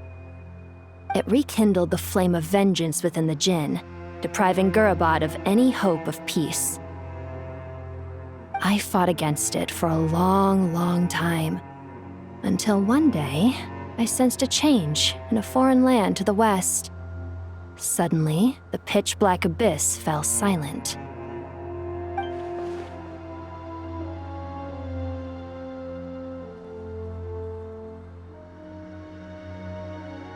Once satisfied that that dark power could no longer bewitch the Jinn, I too fell into a deep slumber, from which I have only now awoken. Why have you returned to Gurabad, my master? And why is my sand-swept homeland in disarray once more? Well, basically, Sumeru's in danger and a lot of our friends are affected. Some bad guys messed around with Irminsul and now they've released the Jinn in here. We managed to chase off the culprits, but we have no idea how to seal this place back up and stop the sandstorms. Child's play. I shall quell the Jinn and scatter the storms. Thank you, Liloupar. No need to thank me, my master. I have granted many wishes in my time, and this was the most trivial of them all.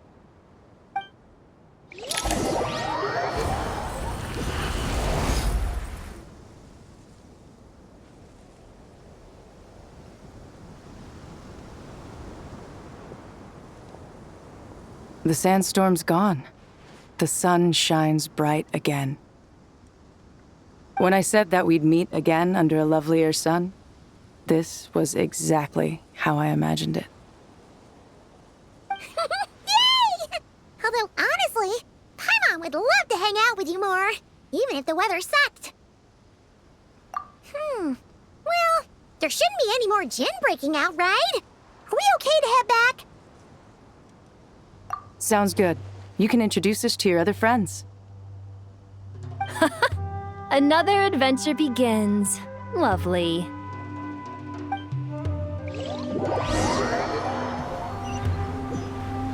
The storms have stopped! We should be able to get to the Temple of Silence without any problems now. Time to regroup!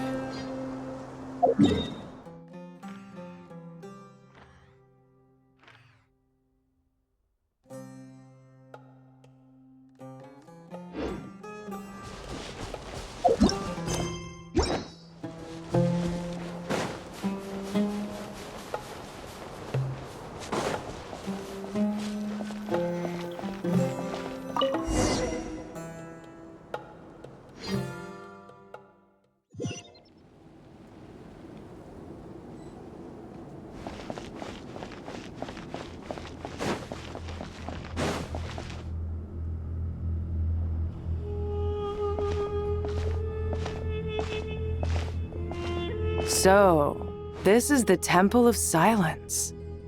I've heard the Nagarjanites mention it in passing, but I never imagined it would be this big. It's colossal. I thought the temple moved to the rainforest ages ago. When did they scamper back into the desert? I don't know. This plan sounds a little too risky for my liking. Even in King Deshret's day, this was experimental technology. We have no idea what could happen if we activate it. Well, unless you know of another viable alternative for the Akasha terminal, I'm afraid this is our only option. The plan is sound, and the risks are manageable. However, if we are to proceed, we must act quickly.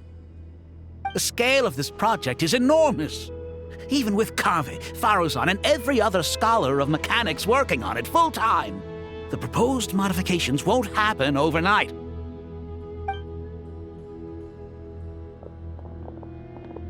you're back. Everything all right? And who are they? Friends of yours? Pretty much everyone in the Temple of Silence is. This guy's Kaveh, and the one next to him is Alhaitham. Hello, I'm Jeht, and this is Liloupar. Oh, a famous name from the history books. Pleased to meet you. A friend of a friend is a friend of mine, as they say. Who's they? Huh? Do people not say that? Not in the desert. Friends you can trust, but friends of friends? Gotta keep an eye on them. Still, I do trust the Traveler's judgment. I'm sure you're good people.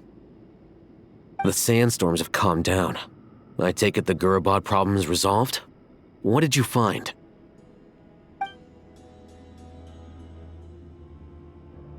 And after getting all smarmy with us, he trapped us there. Luckily, Jeht used the mechanism outside to free us, and then we got Liloupar to put a stop to the chaos. Wow. Thanks for being there to help them.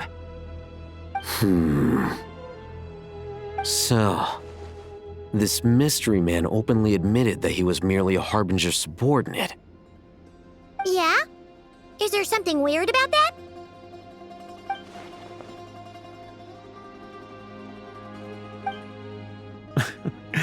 I assume you aren't naive enough to expect answers from an enemy. Well deduced. Our commander Dottore died in Nod-Krai.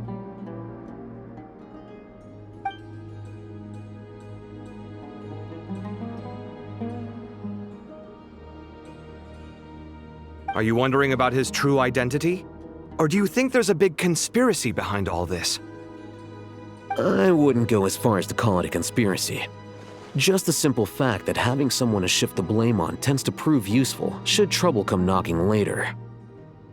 The most important thing for now is to solve the immediate problem. Perhaps that man knew you wouldn't have the resources to investigate his background and so didn't put much effort into disguising himself.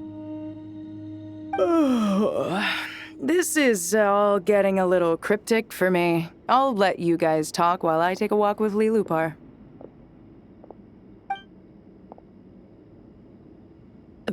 Jeht? Aren't you with the Blazing Beasts? What a coincidence. Didn't expect to run into you here. We're mercs. You can run into us anywhere. Who's this with you? So, did you find the solution you were looking for in the Temple of Silence? You bet we did. This place is incredible. It has everything. So far, we've discussed a plan and verified its feasibility.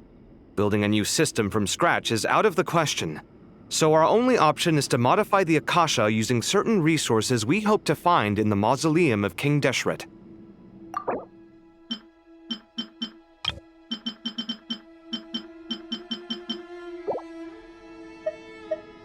According to certain sources in the Temple of Silence, there is a core device in King Deshret's mausoleum known as Aru. Little is known about this device in academic circles, which suggests it was hidden quite effectively.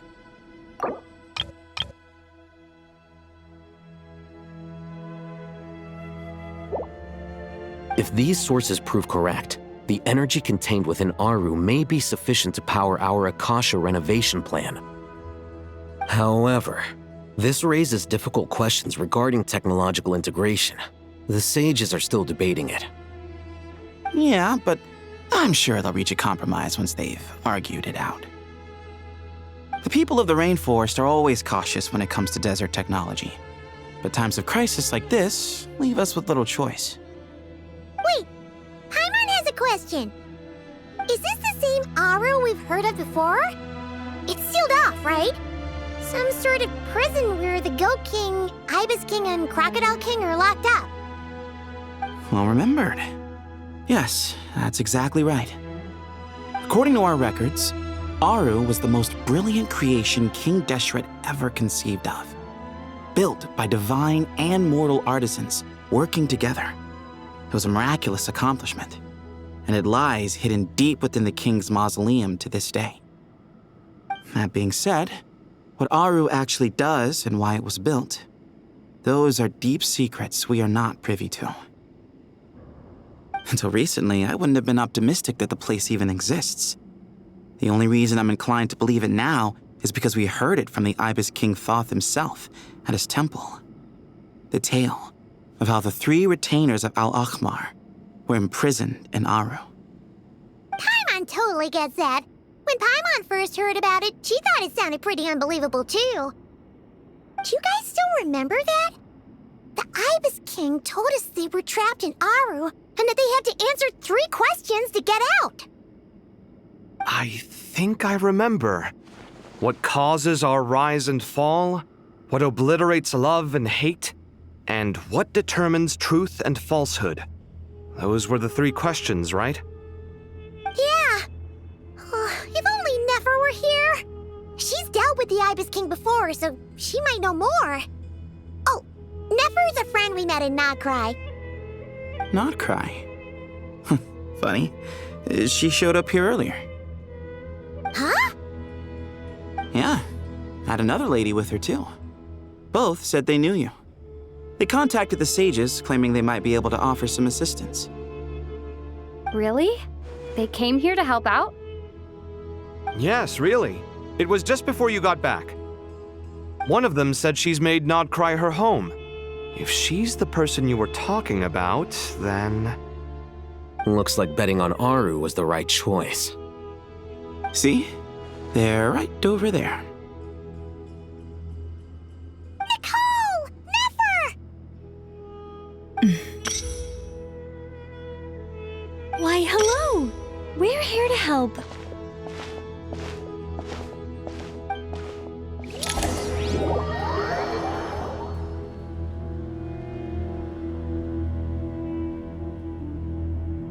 It's a good thing we left early. We almost got locked out. Locked out? What do you mean? Oh, you haven't heard? An invisible barrier has appeared around Sumeru's borders, cutting off all travel in and out. No one can leave and no one can enter. Sumeru has become a lonely island.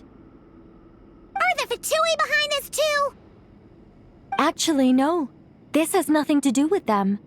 I suspect it's a defense mechanism within Irminsul itself. Irminsul is the source of Tevat's ley lines, after all, and Sumeru is the nation closest to it. I imagine this function was put in place to seal the entire region off in the event of serious damage, preventing the disaster from spreading to the rest of Tevat. It may have been implemented long ago. But doesn't that mean that the people here won't be able to escape to other nations if the anomaly keeps spreading? Currently, that does appear to be the case, which is precisely why I am here. This is a critical moment for the world, and Sumeru is the eye of the storm. Paimon's surprised you managed to convince her to come back to Sumeru. Indeed. Even for someone of my wisdom and eloquence, this tested my skills to the limit. And why should it concern me that Sumeru's in trouble? Surely you don't think I still have feelings for that place? Judging by your tone, I suppose you don't. Sounds like you don't know much about my past. And here I thought you knew everything.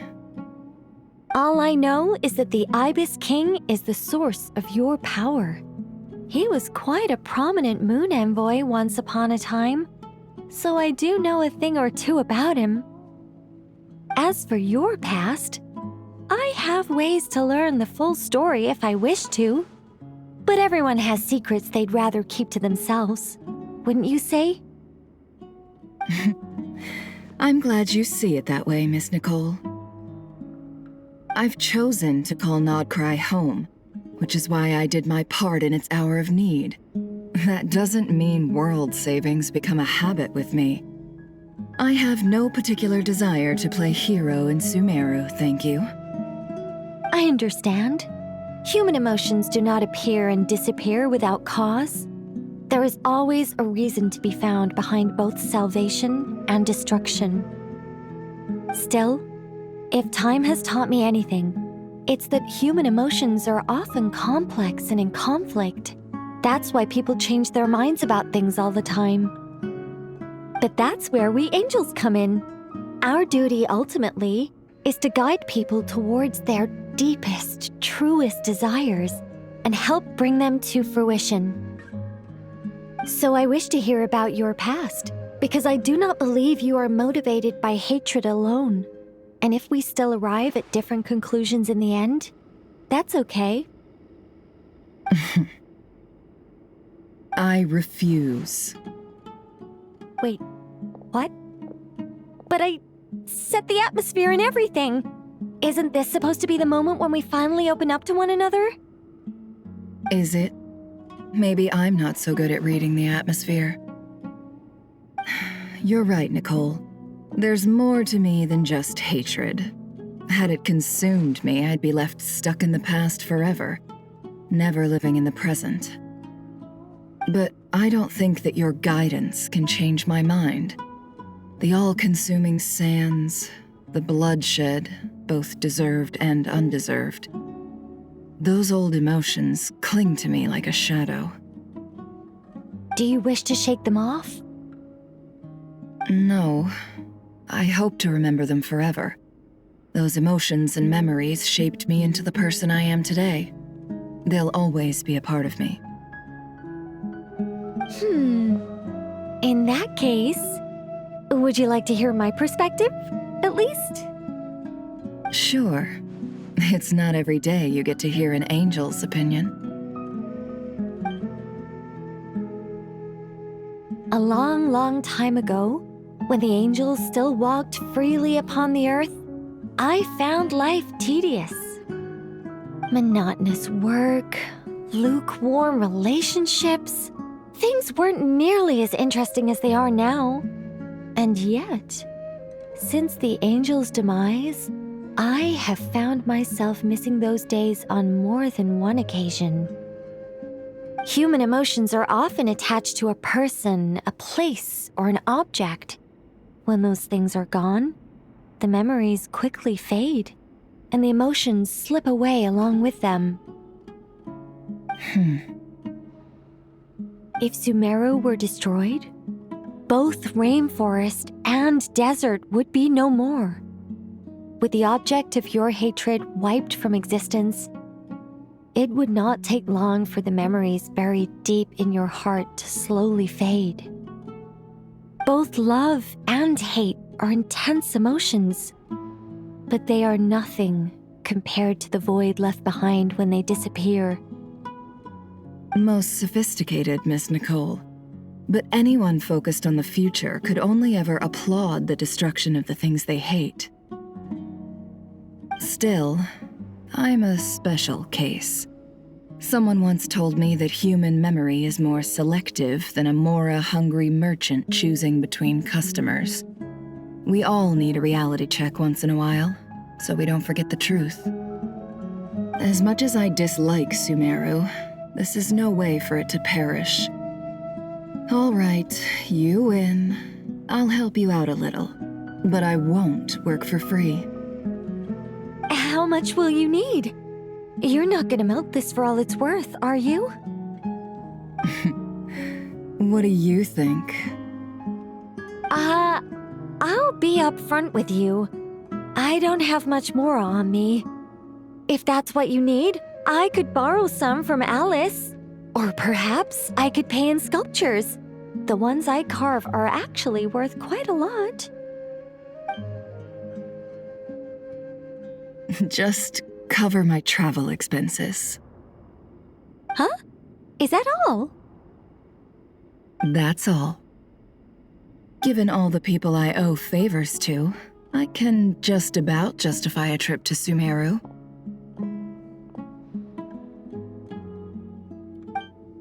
Yehoda! Here, boss! What do you need? I'm going back to Sumeru for a while. While I'm away, you'll be in charge of the curatorium. Me? I'm in charge? Whoa. Don't worry, boss. You can count on me. And that was how the ingenious Angel Nicole brought you the perfect person for the job in your hour of need. Hip hip hooray! That was far more detailed than necessary, not lacking in embellishment either. I never thought I'd return, especially not the desert. But life doesn't always go as planned, I suppose. What's Candace up to? I don't think I've seen her yet. She is still taking care of things in our village. Should be joining us before too long.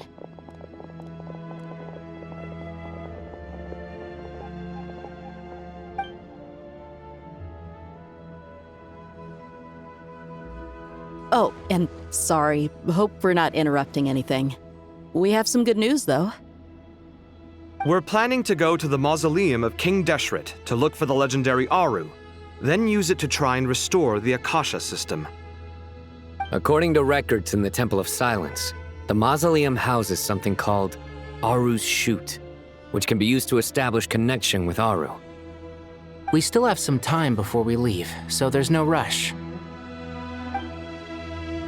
By the way, who are these two new faces?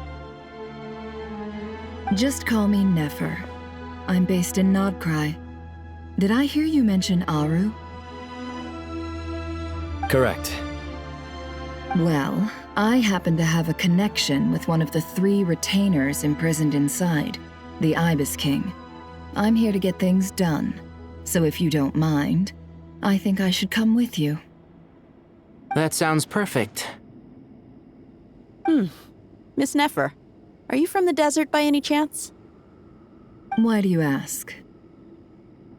I don't know. There's a familiar air about you.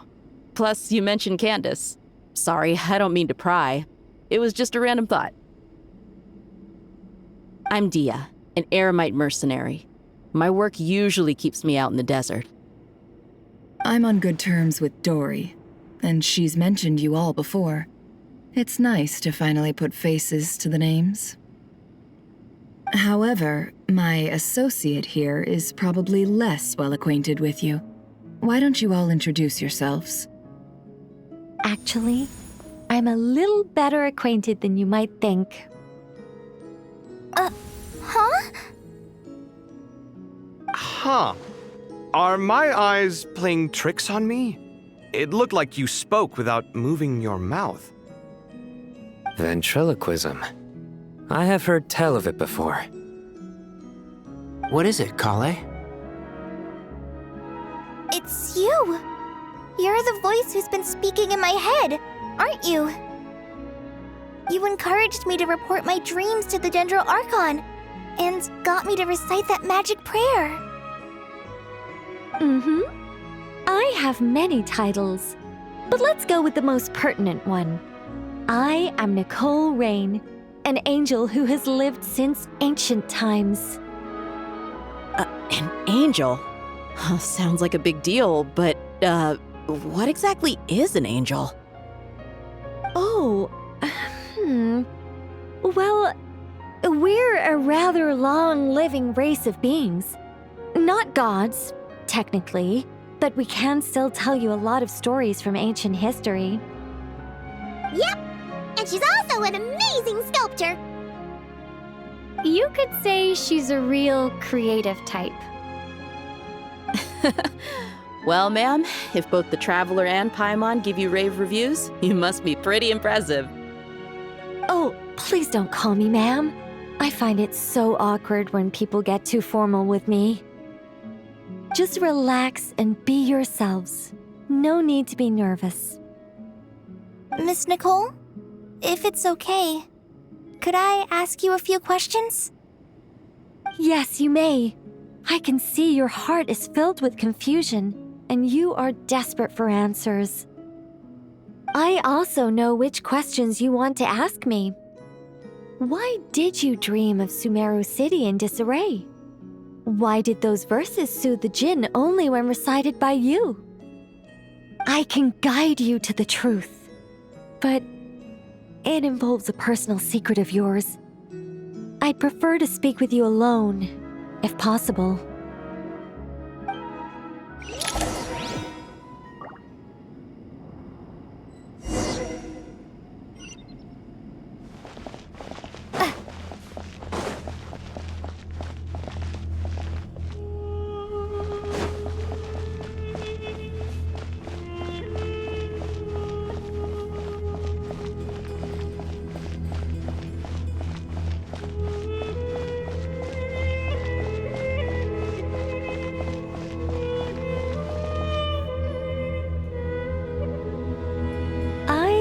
We were going to speak alone.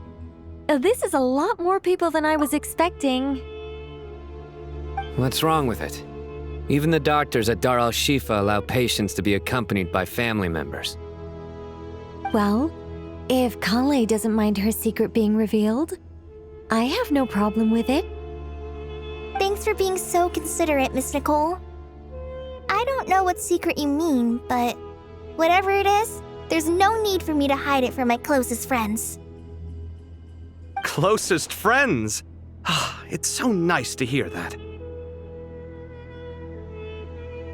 All right. In that case, I'll get right to it. Collei, are you aware that there are god remains inside your body? I am. When I was young, I got sick with Elazar. Nothing could cure it. The Fatui convinced my mom and dad that they could help, and I was sent to an unfamiliar place. There were a lot of other kids just like me there. This creepy guy injected us with some strange medicine, which I heard contained god remains. I can still remember the pain like it was yesterday. But thanks to the friends who've stuck by me all this time, I've gradually been able to overcome those memories. Anyway, so you're saying that what happened to me has something to do with the god remains they injected me with? Yes. Those were the remains of Nabu Malikata, the goddess of flowers. What? Huh. Fascinating. You don't seem surprised like the rest of us. Why? The possibility crossed my mind when Collei recited the Goddess of Flowers song and calmed the Jinn. You made Paimon jump! What are you doing here, Liloupar? I was merely passing through when I heard the name of the Goddess of Flowers. Be assured that I share your surprise. You, with the hat. Are you certain? I sense no trace of the Lord of Flowers within her. Well, it is a very small fragment. Unless special methods are used to manifest its power, even her closest acquaintances would find it near impossible to detect. After the goddess passed away, her remains were scattered across the desert. King Deshret gathered all the pieces he could find and buried them in the Eternal Oasis. But some fragments remained unaccounted for. Eventually, the Fatui must have found a way to track some of them down. Presumably for use in some experiment. It's not an uncommon occurrence.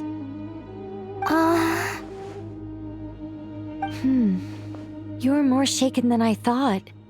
In one sense, you've been extraordinarily lucky.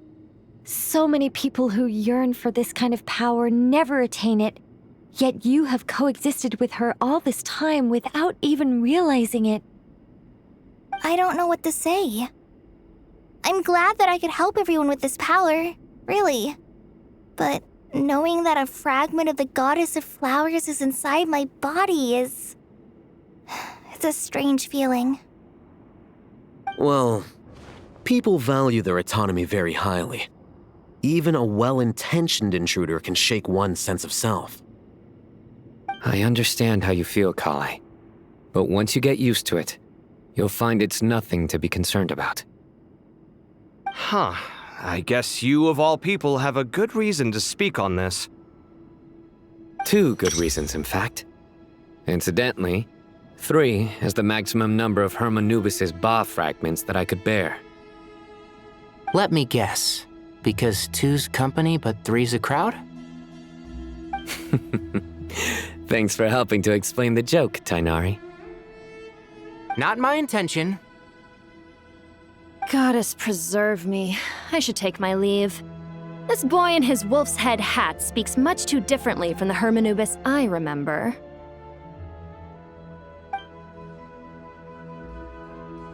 Collei, all I'm trying to say is, no matter how many Hermanubis fragments there are within me, you wouldn't think of me as Hermanubis. In the same way, you are simply you. Yeah, I know what you mean. So about that dream I had, was it a warning from the Goddess of Flowers? Yes. Just like me, she was an angel created by the primordial humans, born with the instinct to guide living beings.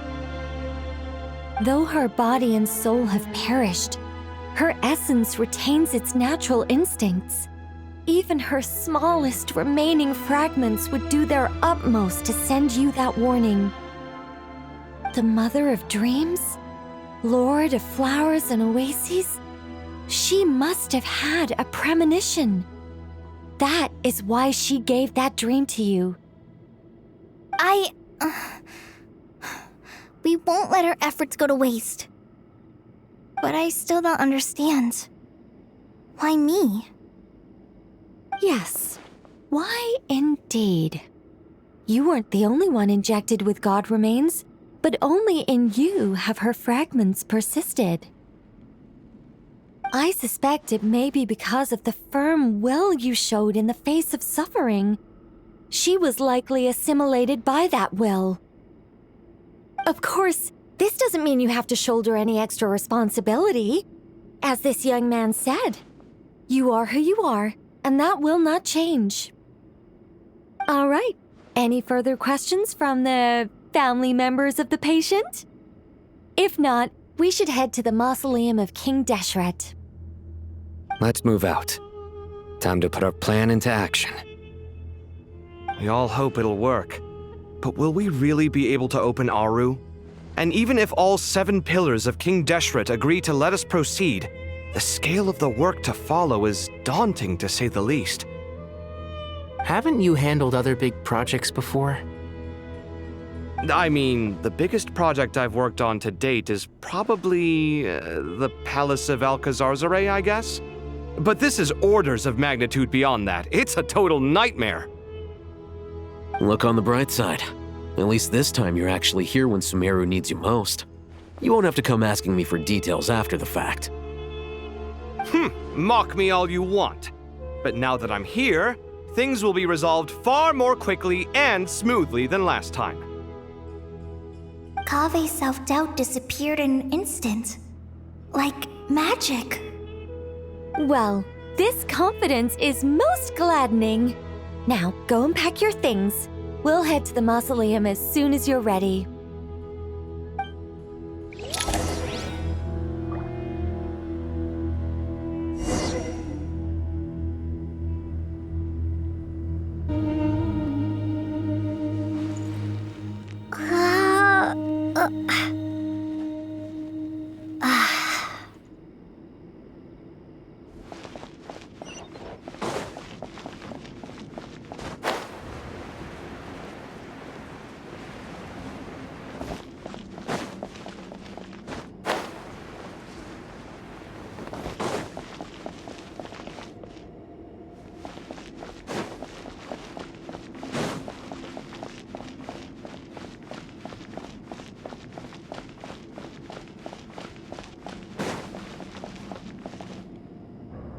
Oh, Miss Nicole. I heard you're a very talented sculptor. Is that true? Oh, I don't know. I wouldn't want to blow my own trumpet. Honestly, even though Kshahrewar is best known for its focus on mechanics, plenty of Kshahrewar scholars are quite serious about sculpting as a hobby. So if they rate your work, that's enough for us. We just have to take a look. Who's we? Myself and a few other scholars. Kashif, Daneshvar, come take a look. Oh, well, if you insist, I suppose there's no harm in showing you.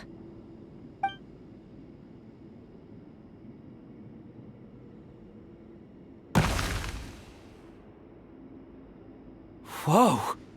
Where did that come from? Look at the level of detail. It's so lifelike. The squirrel descends from the heavens like a champion, and the earth trembles beneath its feet. What do you think? Striking, isn't it? Kaveh? Kaveh, come here for a sec. Oh, and Madame Faruzan, didn't you used to study in our darshan? Come take a look. All right, but hang on a moment.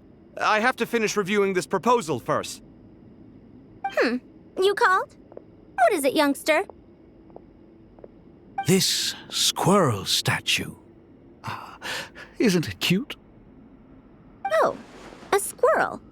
I wouldn't say cute per se. The realism is what stands out to me. Were you trying to carve a statue of a hero, young lady? Oh, a hero? I suppose so. Actually, I didn't really have a specific theme in mind.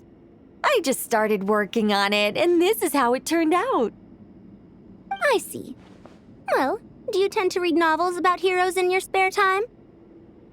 As a matter of fact, I do quite enjoy those. Everyone loves a good tale of daring do, right? Then perhaps this statue represents the heroic tale you long to see deep down inside. Also on the subject of heroism, I feel that if the subject posed with a finger raised towards the heavens, it would lend a greater gravitas to the overall image. I'm sure some would call it cliché or old-fashioned, but not me. I think it would be a perfect fit. It has a certain classical beauty about it. Kaveh! Sorry, Madame Faruzan, I'm a little busy right now. Don't wait up for me. What a pity. That young man has excellent aesthetic tastes. I was hoping to ask him for his opinion. What a genius idea! Why didn't I think of that? Classical beauty is a great direction to explore. That's it. Once I get back, I'm going to sculpt a heroic squirrel pointing its finger towards the sky. Precisely. A declaration of victory. You understand my vision. Then place the two statues face to face. Yes! That's exactly what I was thinking. It'll be a masterpiece, Miss... I'm sorry, I didn't catch your name. Just call me Nicole. Madame Faruzan, was it? What? No. That wouldn't be right. Why ever not? Madam is a state of mind cultivated from within. Anyone may call me Madam if they so desire.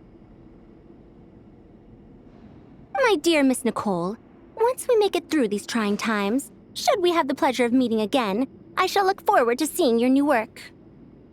In this day of age, it's rare to find people with an appreciation for classical aesthetics.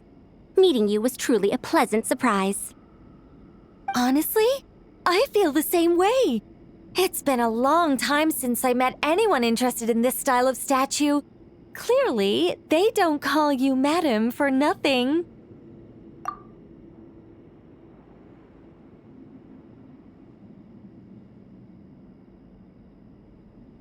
Also, I have to say, you're a very good judge of character. Because when I think about it, I really am someone who likes stories about heroes. That must be why I've quietly kept watch over generation after generation of them. Sorry, keeping watch over heroes? What exactly do you do for a living? Oh, never mind that. Let's not tell Madame Faruzan about Miss Nicole's true identity for now. Good idea. Let's limit the conversation to aesthetics.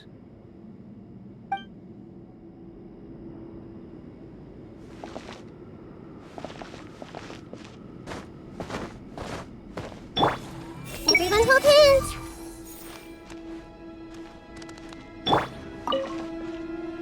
Let's not tell Madame Faruzan. Good idea.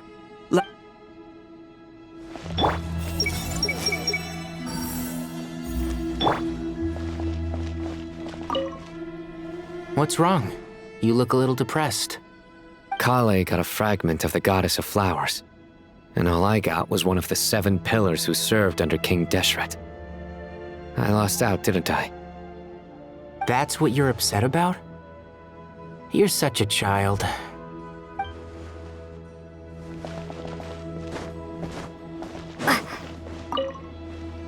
Oh, so many books. More than I could ever read in my life. But I've learned a lot that the textbooks could never teach me. I never realized that people in the distant past thought about some of the same questions we ponder today.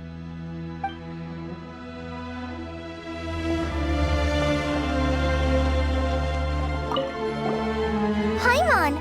Thanks again for your notes. I'm done copying them, so here you go.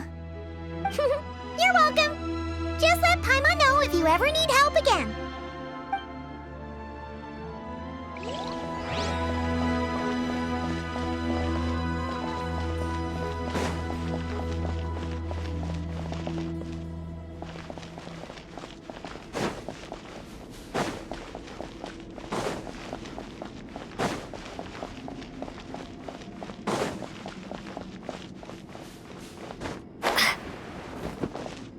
Good to finally meet you in the flesh.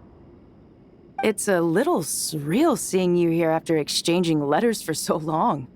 In my head, the boss of the Curatorium of Secrets didn't look so young. Sounds like you have some history then? Any budding mercenary group needs a steady supply of intel. They, in turn, can prove an exceptional source of the same. The Curatorium of Secrets is happy to cooperate with friends from all over the world. If you're interested, you'd be very welcome to join our network too, Miss Dehya. Can't say no to a solid partnership, especially out here in the desert. Having intel can mean the difference between life and death. But cooperation's built on mutual trust, and there isn't much contact between the desert and Nod-Krai. So I'm guessing you reached out to Jeht first, Miss Nefer? What's behind your interest in the desert? Nostalgia? Or is there someone you're looking to take care of? Let's put all our cards on the table first. Things will go more smoothly that way. I like your style, Flame Mane. Actually, I had this same discussion with Jeht before we started working together. To be clear, I have no intention of using you for any ulterior motives, and I have no enemies in the desert as things stand now. Were that to change, I wouldn't drag outsiders into a conflict that doesn't concern them. There's no point in doing certain things if you don't do them yourself. Wouldn't you agree? Well said. Taking responsibility for one's own affairs is the way of the desert folk. Huh. It's like you're one of us. You sure that's a compliment?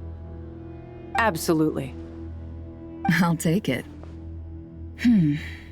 Perhaps we can discuss our cooperation in more detail now? Sure. I love working with no-nonsense people. And you certainly fit that description. I look forward to a fruitful partnership. As do I, my friends.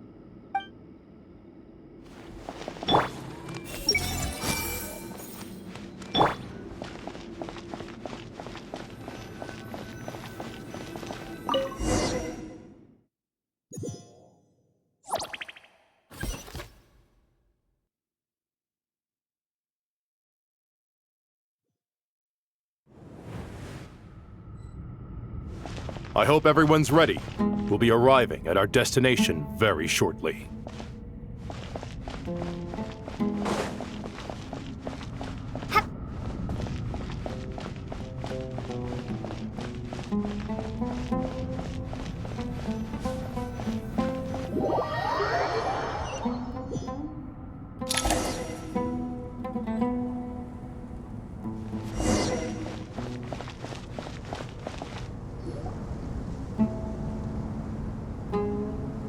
Why, we've not seen so many visitors ever, really.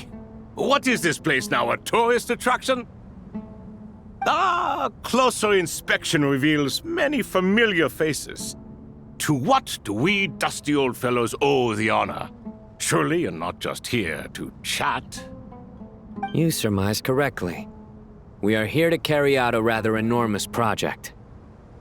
Ho, enormous, you say? How large, then? Larger than the gaping void in our lives? Why, you've even put a smile on Goatee and Crocco's faces. All this activity is making for quite the special day.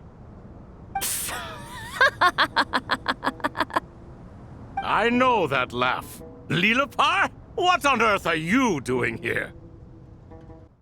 Oh, this is hilarious. Turns out good things really do come to those who wait, as long as you stay alive long enough. When did you three get locked up in here? And still you act all high and mighty, putting on a show for the younglings. Truly hysterical. Why, you... Yes, I know, no need to shout. You're right, Liloupar. Goatee, Crocco, and I all have the same problem. But didn't King Deshret seal you away? How did you break free, and how did you get in here? Who knows? Perhaps you can ask my master one day, should you ever get the chance. Behold, the executioners of old. Some have turned into fragments residing in human bodies, and others are imprisoned eternally, leaving not a single shard behind. It's almost tragic, watching lowly prisoners like you act all self-important. Curiosity gnaws at you, doesn't it? Your interest in the outside world threatens to burst you at the seams. I'm starting to take a liking to this magic bottle lady. Time is of the essence. Let's get down to business. We come to you, O three ancient lords, to request your assistance on behalf of the Academia. If we can help you regain your freedom, then please consider lending us your aid. As for precisely what we need your help with, it's a long story. So, to demonstrate our sincerity, we are prepared to first resolve the problems that plague the three of you. All right, stop arguing, Crocco. And Goatee, don't you start. What's the harm in letting her speak? It's not worth getting so angry about. Forget about her. The three questions are the crucial thing here. But do you really have a way to answer them? You once answered the final question, Nefer, but the seal did not open. Unless, with the passage of time, you have found a new answer? You could say so. When you first asked me what determines truth and falsehood, my answer was a liar's soul. Liars are the best at seeing through the falsehoods of the world. But if you want them to tell you the truth, you have to reach their soul. I think that makes sense. I found it quite compelling myself, and I told Nefer so. Unfortunately, it brought us no closer to liberation. Well, that's simply because it was my answer, not the one King Deshret was looking for. Can you guess which answer Al-Ahmar wanted then? Time. And that's not only the answer to the final question, it's the answer to all three of them. All things wax and wane with the passage of time. Love and hate eventually fade into nothing. Current affairs are always fraught with conflict and controversy. Only time can distinguish between right and wrong. You once described King Deshret as a proud man. I'd say that the prouder someone is, the more inclined they are to believe that only time is qualified to be their judge. Time, well.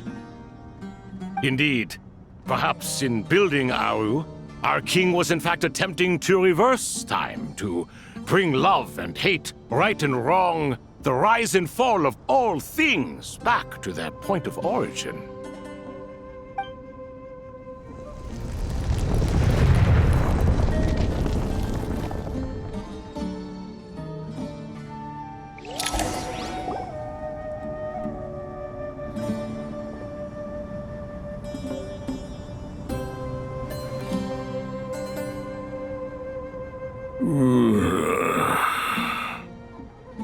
This is the most eventful day I have experienced in a long, long time. You have my sincere gratitude.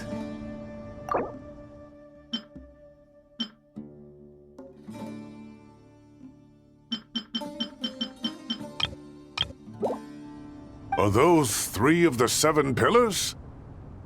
Turns out the statues were quite faithful to the source. You 3 seem to be in good spirits. Prison can help a person grow and learn to cherish what they have. Nevertheless, after everything you've done for me, I sincerely hope you never have to experience it for yourself. Hello, Nefer. It's good to see you, Thoth, the Ibis King.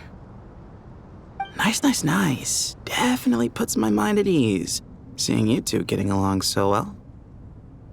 Should we maybe introduce ourselves, or... Sure.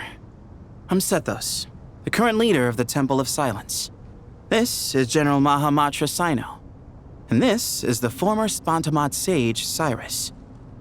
But I'm guessing none of that means a whole lot to you.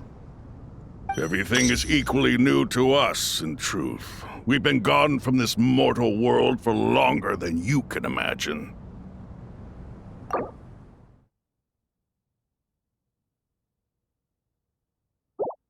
Let's hold off on the introductions for now. We can always ask Nefer about you later. It'll give me something to talk about with my chosen disciple. You're like a helpless parent.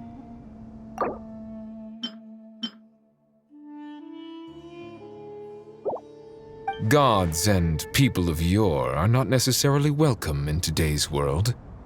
Self-awareness is one of my finest qualities. I thought I ought to share its fruits with you 2. Is that so?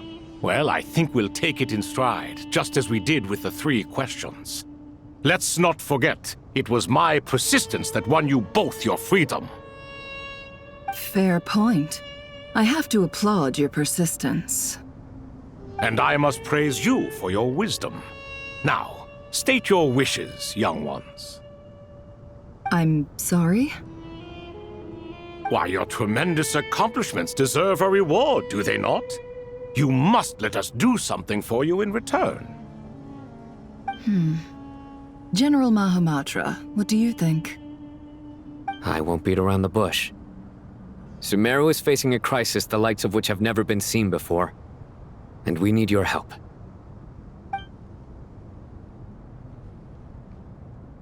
Every calamity throughout the ages has been connected to us in one way or another, whether we were its cause or consequence. Whatever is wrong with Irminsul, it severely affected the Dendro Archon.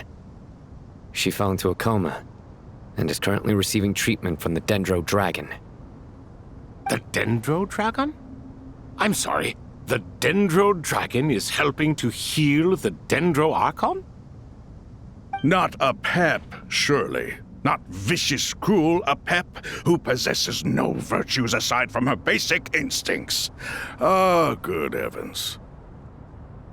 Oh, I shudder to think what could have caused Lesser Lord Kusanali to suffer such a plight. Still, why would the Dendro Dragon lend you her aid? She has always held nothing but contempt for the Archons. I suppose she and Kusanali must have some history. You can help us make history, too. A smooth talker. Well said, lad. Currently, no one can connect to Irminsul. We hope that by opening up Aru and making some modifications to it, we can use its technology to our advantage. Unfortunately, Aru is an imperfect creation. King Deshret never managed to realize his full vision before his death. Much remains to be done if it is to be pitted against Irminsul itself. Besides, I hear your reasons, but to give Aru up over such would be... The archaeological records clearly indicate that although Aru's construction took a long time, it was not beyond human means to achieve. Modern technology should solve the efficiency issues. We have no choice but to go all in on this. This is by no means a threat. But the only reason we helped you escape from Aru was to gain the necessary leverage to negotiate with you. You asked us to state our wishes, and we have. Each one of us here needs your help, as do all the thousands of people living in Sumeru. They need you, and they need Aru. What do we think, my fellow old fogies? Shall we lend our support or not? Since you ask so nicely, naturally. Naturally what? Are you for or against? I simply mean we shall do what comes naturally. You claim that you wish to open Aru. Know you then that the golden slumber created by King Deshret is preserved within? We do. We understand the risks involved.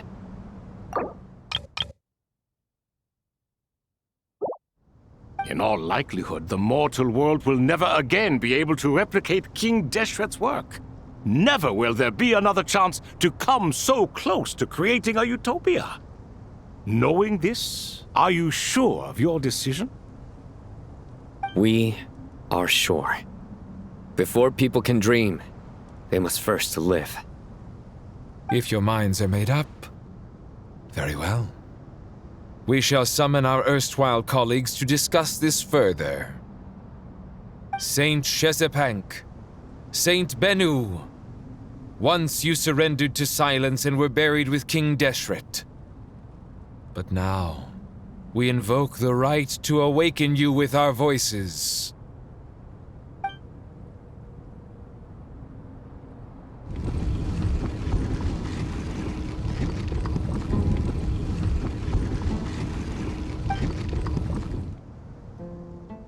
Saint Bennu, responding to your call. 3 kings detected. Initiating autonomous will.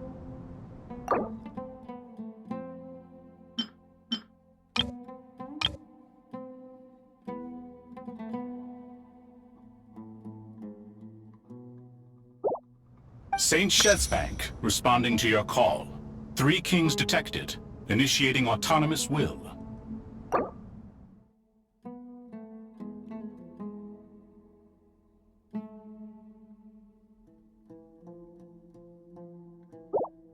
Ah, Lord Herreshoff. What a long time it has been. I trust you are keeping well. Then your trust in my well-being has long outlived your physical body. You have always opened with that same phrase, in life, death, and now even beyond. Al-Akhmar is long gone. What is the reason for this meeting? You're awake? Good. We are voting on whether to give the people of present-day Sumeru access to Aru and permit them to perform technological renovations. You have the right to support or oppose the motion. Aru is the pride of Al-Akhmar. Opening Aru requires the unanimous consent of the 7 pillars. I hope you have a convincing reason to present to us. Sumeru is currently in the midst of a major calamity. Let us not forget that while Al-Akhmar was a stern ruler, he was also a teacher of wisdom. A god without his people shall cease to exist, and King Deshret's greatest wish was to provide protection for his people. Let us then honor our God King's wishes as we consider our decision. I do not mean to mock these proceedings, but what is the point of a unanimous vote when we know that the last of the 7 pillars, the Dendro Dragon Apep, will never communicate with us? This will no doubt surprise your mechanical mind, and I have no intention of trying to persuade you it is true. But Apep is, in fact, healing the Dendro Archon as we speak. Huh? Can someone attest to this? Do we have any proof? I ask the 3 kings, can any of you vouch for the truth of this claim? Naturally, the Ibis King, Thoth. What? It was Thoth's disciples who revealed the truth to us. We need not debate its veracity. Simply let Thoth bear accountability. That way the rest of us may have a clear conscience. Harishef, you diabolical fiend! I awakened our former colleagues for you, supported your opinion, and backed your decision. What sort of fiend would do that? I miss the days when Hermanubis was still around. At times like this, he would offer to take accountability. What are you trying to say? Is my word worth less to you than Hermanubis's? Hypocrite though you are, Lord Thoth, you are humorous in equal measure. How could we bear not to associate with a character such as you? I, Saint Shezpenk, approve the Goat King's proposal. Since King Deshret is no more, we shall receive no reprimand for acting beyond our remit. Nevertheless, I sincerely hope that those before us understand the significance of what they intend to do. Remember, the moment that Aru is liberated, the myriad souls residing within the Golden Slumber will return to the ley lines. And once the ley lines flow again, these souls shall in turn be received by Irminsul. To take this step is to bring the perfect afterlife created by our king to a permanent end. We understand that well, and we have decided to proceed regardless. Furthermore, the contemporary human perspective would contend that confining souls in this way is no act of benevolence. The deceased have a right to rest in peace. King Deshret's creation is clearly a place of rest and peace. It is just that many do not see it this way. But no matter. Saint Binu approves. Hermanubis' representative and the Dendro Dragon Apep made their choice ahead of time, while the Goat King, Ibis King, and Crocodile King have also granted permission to liberate Aru. By the grace of His Majesty, guided by his wisdom and will, let the gates of Aru be reopened.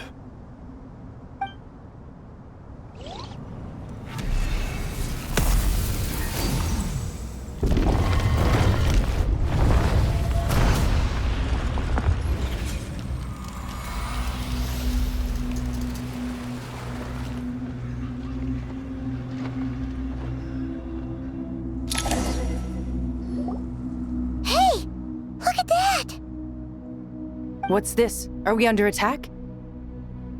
No. Wait, it's...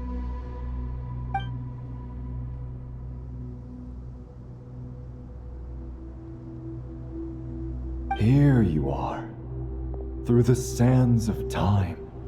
I see you. Father. Father, is it really you? It's Jeht's father, Jibriel! That's right! He entered the Golden Slumber, didn't he? I smell blood and sand on you. You've grown. Strong as a wild beast, and without shedding a tear. You have to leave, don't you? Please, just answer me this. What should I do for you? This meeting is a blessing from the gods. My soul, once imprisoned along with that of Samael, is finally free. I am truly grateful for the chance to see you again. That the dead should meet the living is itself a miracle. One brief, precious moment is enough. Enough to set my heart at ease. Do not weep for me, Jeht. I know you will accomplish many great things in your life. You will go further and climb higher than I ever did. All I ask is that you take good care of yourself.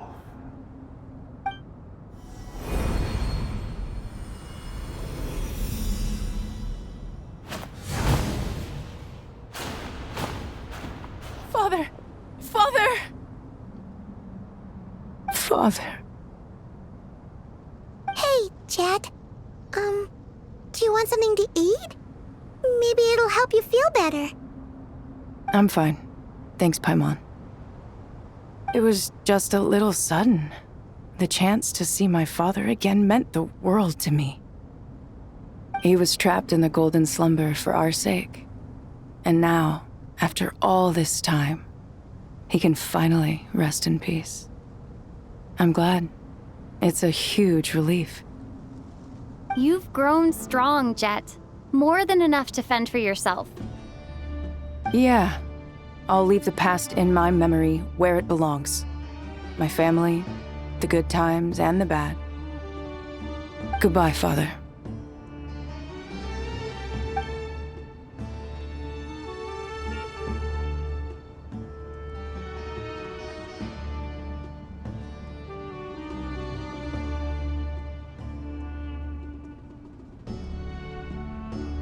Ah, me, what a touching reunion that was. It seems we did a good deed today. We three retainers, once imprisoned for our iniquity, are surely the least qualified to judge whether this deed is good or bad. Either way, Aru is open. Now you have your opportunity, and with it, whatever trouble may ensue. Although Aru was created by a god, human craftsmanship was nevertheless required to build the gate that connects it to this world. Perhaps the relationship between gods and humanity follows a similar principle. As for your proposed renovations, we cannot determine which functions to keep or discard. Proceed as you see fit, but please entrust the task to your most accomplished scholars, or Bennu will be most displeased. It matters not. The Ibis King shall be accountable if any problems arise.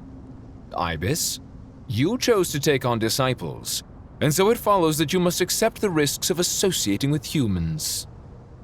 If I'd known you'd be like this, I would have locked all of you away in Aru, never to leave again for all eternity.